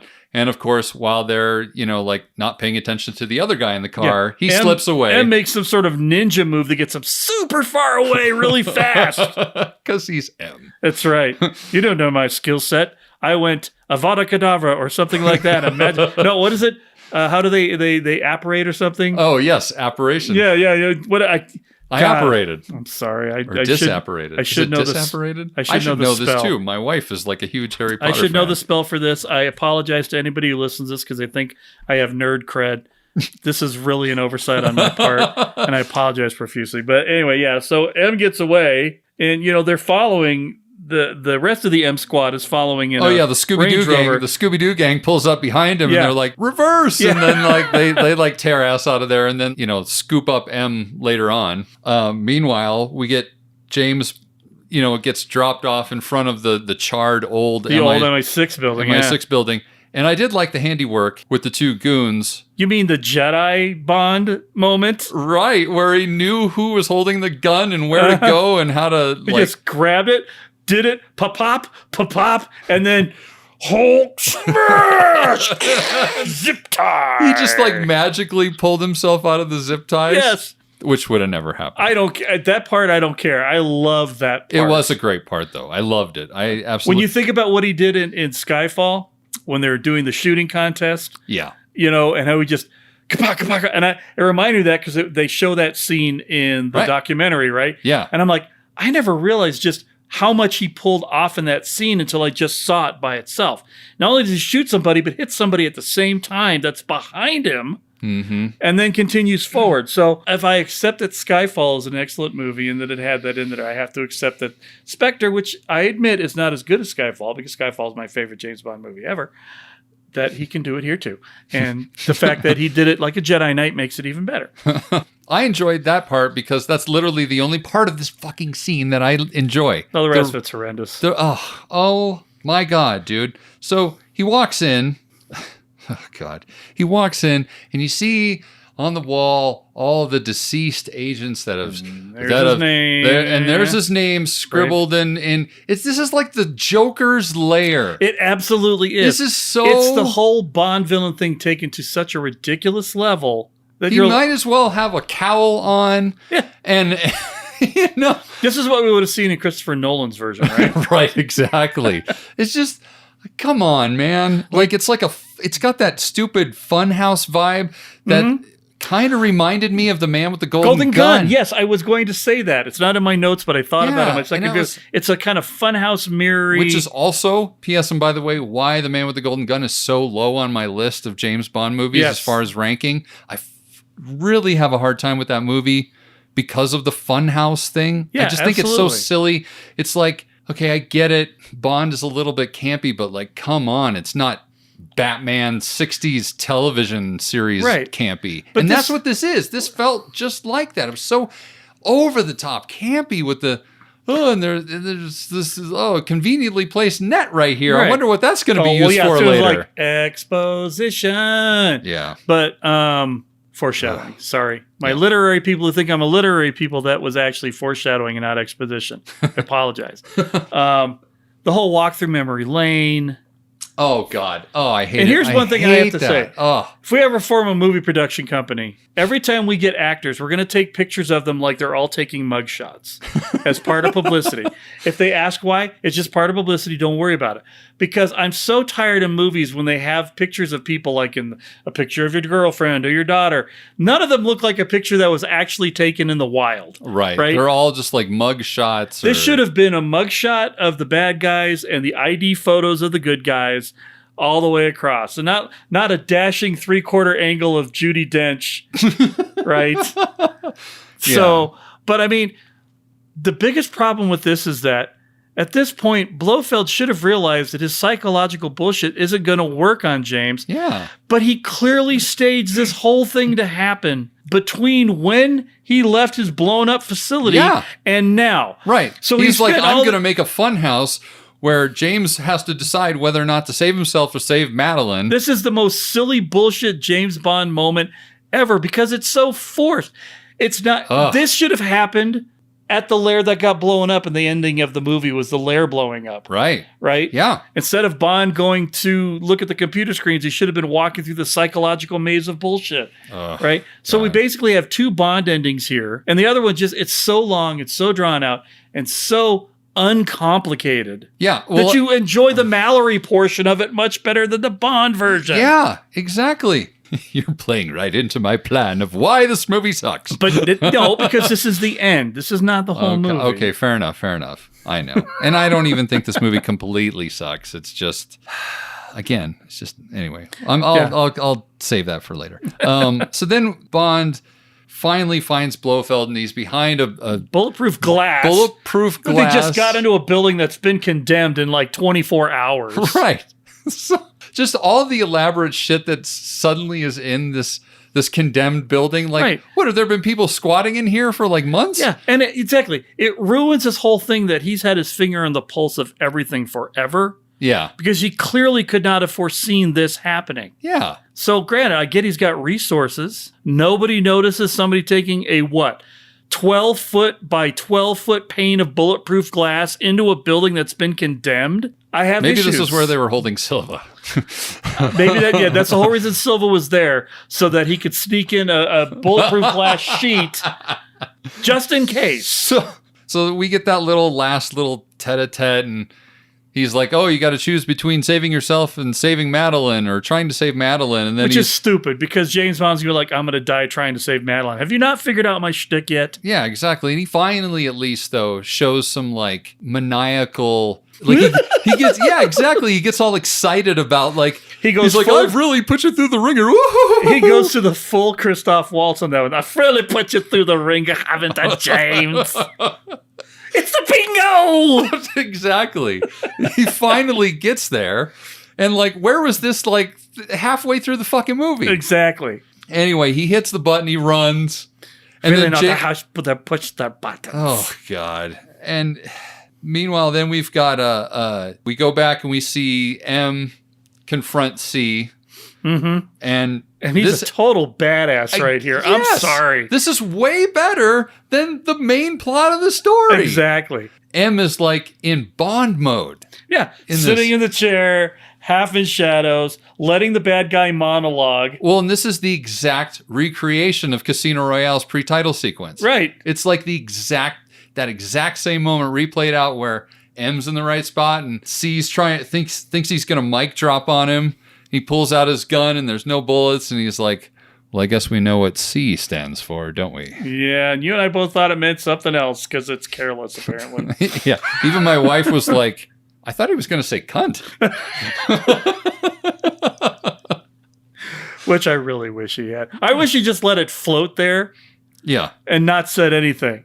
You know what? I have to wonder if somebody on the English side of this went, oh, we can't let that float. It's insinuating that it's the one word you can't say. That's true. That is true. Because like in America, it doesn't fly as well. It's a word here in America. In England, it's nothing. It is the Voldemort of curse words in England. So I think maybe there's that. But yeah, it took a little gravitas away from it. I do like how everybody's patting Q on the back at the end of this last section of the movie. Right. Bond's like, he'll figure it out. He always does. And then he's like, here's my quarterback. She's kind of brilliant. I'm pretty sure he's getting it sorted as we speak. Right. And then we get, as you had mentioned before, the really bad graphics as he's working on this. Mm-hmm. And then I will say it was unexpected how C died. Like the fact that the helicopter comes up and distracts everyone, and that's when C makes a move to try and get M's gun. Right. And then in the struggle, the gun fires, and the glass is all falling down, and that's when like C loses his footing and falls to his death. I mean, he does a Hans Gruber. He does the Hans. It's all slow-mo-y. I'm like, where's the wristwatch falling off? One hopes that Cary Fukunaga pulled the string on him 1 second before he thought, he's like, this worked in Die Hard. I think we could do it here with Andrew. Let's do it. Yeah. I didn't mind. I kind of enjoyed this part of it. I thought, like I said, I loved the Mallory parts better than the Bond parts. Like, it sort of makes sense that C would make that kind of mistake. Yes. Because he's not a fighter dude, whereas M has a military history. Right. So he's going to come out on top here. Exactly. And so that part all works. Then we go back to the fun house. Do you trust me? Do I have a choice, she says? Yes. Well, even just finding her. I mean, this is a building that is like, 20 stories up? Has like 1,000 rooms in it? But of course, I mean, and of course he goes for the obvious place. Well, she's probably up in M's office. Right. Where M's old office was. And sure enough. There she is. There she is. Well, and there's the helicopter. He knew it's like Blofeld knew he was going to find her. Right. James Bond. Yeah. I'm not going to have enough time. Again, it's just a little too Batman-y, a little too like, I know you're going to get out of this, but I just enjoy watching you squirm. So here's my thing. I'm a supervillain, right? We all know I'm in my helicopter. I'm watching my arch nemesis just about to save the woman that he loves. I know he's got an escape route. He can just jump down through that hole and hit the net. I've got all these things wired up. Why don't I have a remote detonator? As soon as I see them leave the hidey hole, why am I not? Goodbye, James. Right. Why wouldn't you? Right. Nothing. How is this guy so smart that he's got his finger on the pulse of everything, but he can't come up with a remote detonator, which is something that they actually would have used to blow this building up?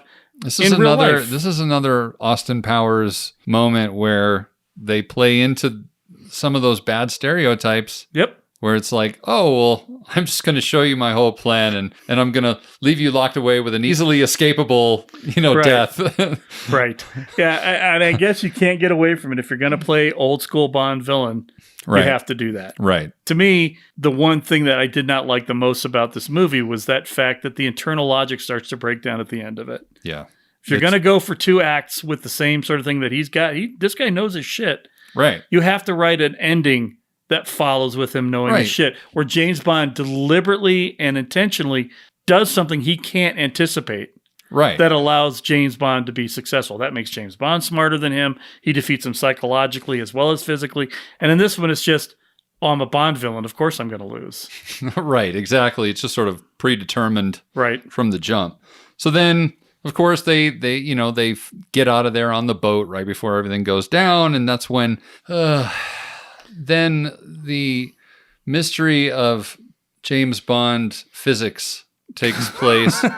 Where they're on the boat and they're chasing Blofeld, who's in the helicopter, and they're shooting at a helicopter with a pistol. I don't know. Maybe he only hits the helicopter once with the longer barrel pistol, which should at least technically be able to shoot further and more accurately because it's longer. But he gets the money shot with the Beretta or with the PPK, the Walther, which he should not have been able to get any kind of accuracy with at all. And on top of everything else, it kills one of the engines? Yes. A single bullet? Okay, sure. It's just, okay. Well, you couldn't have 2 helicopter fights, right? God. Anyway, so of course the stupid helicopter crashes and Blofeld just manages to barely get out of the helicopter and he's crawling on the ground. He's wounded and he can't really walk. And Madeline drives the boat and he gets out of the boat and walks over, and then he decides, at that point, oh, well, maybe this isn't for me. Mm-hmm. And, it's a good shot. I love the way that it's filmed. You got Bond in the middle with Blofeld. You got Mallory on one side. Yes. You got Madeline on the other. Very well. Which M am I going to choose? That's very, right? Very well put together. Right. Finish it. Finish it. Finish it. Finish it. Finish it. It's like out of bullets. I mean, I don't hate that. No. Once we get to this point, it's like, oh, this all makes sense. Absolutely. And the little casual throwing the gun away, like I kind of liked it. Yeah, and he walks off into the not sunset, but more or less. And this is what I've told you since we started doing this podcast. This should have been the last Daniel Craig Bond movie. This was the bookend. Mm-hmm. We don't need to know what happened to his Bond afterwards. Yeah, because he drives away. He gets his car. He drives off into the sunset. Yeah. There's a little last Bond moment where I'm going to fuck with Q one more time. Right. He talks Q into giving him back his DB5 and drives off into the sunset. Yeah, and that's it. And when they said that he was going to be in this next one, I was like, why? Yeah. You just ended your movie, your career as Bond perfectly. And the fact that this is we're dragging you out of retirement kind of movie, I get. Mm-hmm. But it's sort of like you just won your second Super Bowl, World Series, Stanley Cup championship, NBA Finals championship. Right. You've been playing your sport for 15 years. You got a couple behind you when you were younger. This is your second one. Maybe you retire on a high note. Right. Or you Brett Favre it. And they went for the Brett Favre / Joe Montana version of James Bond rather than just, walking off and I'm done. Except the problem with that analogy is that this is not a great movie, at least by my standards. And therefore, he needs to redeem himself in this next movie as far as, well... What is he, Harrison Ford? He doesn't have to apologize for Temple of Doom. Daniel Craig doesn't have to redeem himself. The franchise needs to redeem themselves. Which, again, they could have started fresh right at the get-go. They could have, yeah. Now, absolutely. Granted, it would have killed them to have a new Bond in this pandemic. Oh, yeah. If you didn't have the people that were loyal to Daniel Craig hanging on this long... Mm-hmm. Nobody would have gone to see the new James Bond. We would be in real trouble if Daniel Craig had set sail away and said, I'm done. The franchise would be in a real pickle. Because you got to get that new guy in there pretty quick. Yeah. Or you end up doing the same thing happened between Pierce and him. Where people are like, I don't care about James Bond anymore. Yeah. Final thoughts on the movie. This movie doesn't know what the hell it wants to be. And I've said that over and over again. Is this a Roger Moore Bond movie? Or is this a serious, earlier version of Daniel Craig? And the tonal shifts between those two don't work for me. Because one moment we're in serious Daniel Craig version of Bond in the pre-title sequence. But then even during the pre-title sequence, we get him sliding down and bouncing onto the couch. Mm-hmm. So it's like, which is it going to be? And you can't... I think the biggest problem I have with this movie is that you can actually have those tonal shifts. Now that I think about it, it's really about how are you pacing this movie? Yep. And the pacing is what is killing this fucking movie for me. It's like 1 minute you've got this slow board meeting, which could have been summed up so much quicker, and then suddenly you're in this awesome train scene where there's this great fight and it's well cut together. It's not overly edity. It's not overly choppy. Mm-mm. It's just conciseness would be nice. Yeah. And I think also the reason that this movie doesn't rate higher for me is that my standards have been raised, I think, with Daniel Craig. I think Daniel Craig's movies, whether it was him, whether it was the team that's making the movies, they raised the bar on the quality of Bond movies in general. And I feel like this one was a drop. I just do. Even by comparison to Quantum, and I know a lot of people talk mad shit about Quantum of Solace. I love Quantum of Solace. I actually like the fact that there's a Bond woman that he doesn't sleep with, and they're kind of they're kind of like partners going through the shit together. I love that. Mm-hmm. This movie, it's beautifully shot. It's gorgeously shot. The production values are amazing. But then again, there's just all these tonal inconsistencies, and I want it to be one thing or the other. And I guess me being me, I grew up around Roger Moore. I found myself liking the Roger Moore parts of this movie more than the Sam Mendes parts of this movie, which are slow and methodical and take too long for my liking. I don't want slow and methodical and taking too long when I'm watching a Bond movie most of the time. You can have a couple beauty shots here and there, but it was just too much. And so I like this movie. I like to watch this movie. I don't have a problem with the integration between the older kind of referencey stuff and the regular movie. I think there's just enough to make you think, I remember when something like that happened before. I absolutely agree with you. The biggest fallout of this movie is the pacing. It's hard to put old Bond stuff into a slower paced movie because you're used to seeing it in chop, chop, chop, chop, chop, as opposed to long chop, chop, chop, long chop, chop, chop.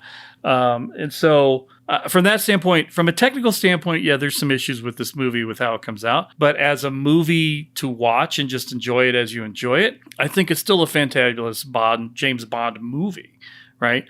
I mean, that was pretty apparent for me when I watched it the first time and took notes, and I watched it the second time 2 days later just to watch it. I was really hating the movie while I was taking notes because I was like, oh, well, it's a little much to fall on the couch. I mean, it feels, like they did that already in Skyfall, but now they're just doing it as a lampoony thing rather than something that's kind of a noticeable homage if you know, right? Well, for me, see, I remember seeing Spectre in the theater. And when that moment, when he falls on the couch, I actually loved it. Like, that made me chuckle. I was like, oh, it's a Roger moment. Yeah. Check. Yeah.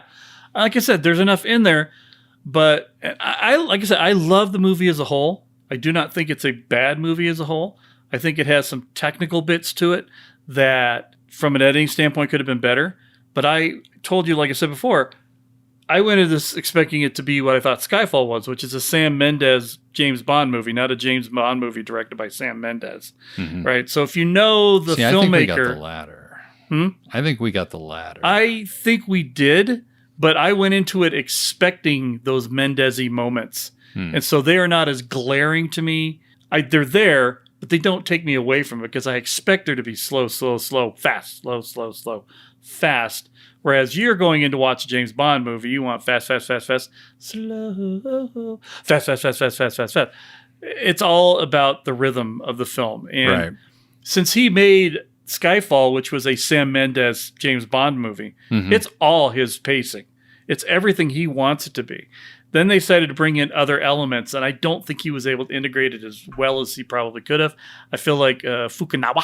I think it's Fukunaga. Fukunaga! Whatever you want to say, it's fun to say. I think that Cary Fukunaga is going to have a better grasp on this integrating of styles. I do too. I don't think Kevin Nolan could have done this. I don't think any director who has established who they are as a director can make a James Bond movie that's You need a James Bond director, right? Yeah. You really do. That's why Casino's so great. Oh yeah, well you've got a guy that Martin Campbell's like, I know how to make James Bond's movies. Right. I already made Pierce Brosnan a star. Now watch me make Daniel Craig a huge star. It's a Bond movie. Right. And then you jump from there to Quantum, and that's a different director. But Quantum, I've always said, is it's unofficial sequel. It's a bookend. You have to watch them together, or I don't feel Quantum has the same level of impact. So whenever I watch them, I'm like, I better block out 4.5 damn hours. So then you get to Sam Mendes and he's like, I'm going to make James Bond an American Beauty. At least there were no rose petals. But how we didn't get Kevin Spacey as the bad guy is beyond me. Thank God. Well, it would have been bad for the franchise in the long term, but we dodged a bullet on that one, I think. But anyway, I like the movie. It is certainly not my favorite James Bond movie. It's definitely not my favorite. It's probably, I would even probably put Quantum of Solace above this one. I would absolutely. In terms of the order if I was going to rate them. But it's not a bad movie. And your bigger concern about retroactively putting things into it. Yeah. And I know that's your kind of beef. I don't have a problem with it. Maybe it's because I've watched so many things that have been around for so long. Like when you're a Star Trek fan, you're just used to them changing shit around and figuring out a clever way to make it work. Right. But I like layers and depth.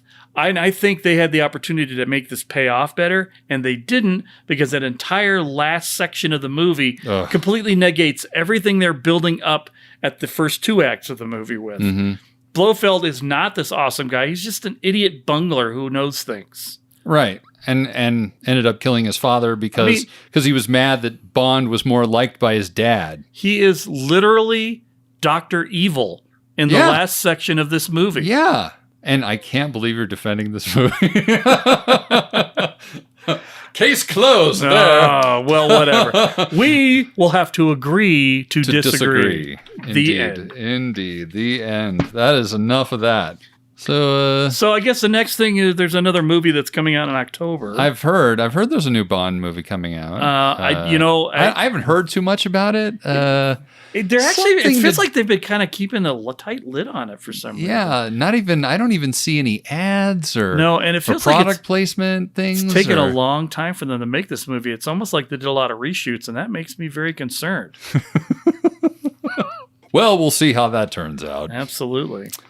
But as always, we're always looking for listener interaction to tell us how you like the podcast, or if you have any ideas, if there's a movie you want to see us, if there's a movie you want to hear us review, please feel free to, you can go through email at cicdeaddrop@gmail.com, Central Intelligence Cinema on Instagram, just separated by underscores, or on Twitter at CIC Spy Pod. And, you're at a good point if you come in and you want to start recommending movies, because we still don't have a very large database of films that we've thrown in there. So there's a pretty good chance that we haven't done the movie that you're looking for. Indeed. And, we actually, we had fun with Captain America Winter Soldier, which was our first listener request. Obviously, because I'm a Marvel guy, so I got to have a little bit of fun with it as well. But it was kind of an off the beaten path kind of thing for us. And I think that gives us the opportunity to kind of go out of the wheelhouse and have a little more fun before we tighten back in on the spy thing and kind of refocus where we're at. So don't be afraid to put something that seems like it's a wild card too, if you have an idea like that. Indeed. So remember, it has to be spy-centric. Adjacent. It doesn't necessarily have to be spy-forward, right? Right. So if you guys think it's something that you like from your childhood and you think we might like it, let us know, because you never know. It might be something that'd be fun and get some really good material for us while we're listening. Indeed. And along those lines, we'll ask you, if you are enjoying this podcast, to give us a good review on whatever platform you're listening to it on. 5 stars is a preference. If they have 6, go ahead and give us 6. If they only have 4, we're good with 4 too. 5 is not a hard number. Just make sure all those stars are yellow or red or whatever the color. No little halfies. None of the halfies. Holesies all the way across. Who goes halfsies on a star? Right? I mean, come on. There shouldn't even be a half. It's either 3 or 4, 4 or 5. But give us a review. Even if you're just throwing the stars on, it gets us out there to more people, so that they can listen to the wonderful inanity of what our program is, that you're enjoying and we're enjoying doing for you. So give us a shout in that way. And we can grow our little spy network. Exactly, so that we're all figuring things out before everyone else is. And then we absorb MI6, and then we start a whole thing, and then revenge on our stepbrothers. Oh my gosh! Well, with that, I'm Ben. And I'm Jason. And the CIC will return with more missions, more martinis, and more mailed.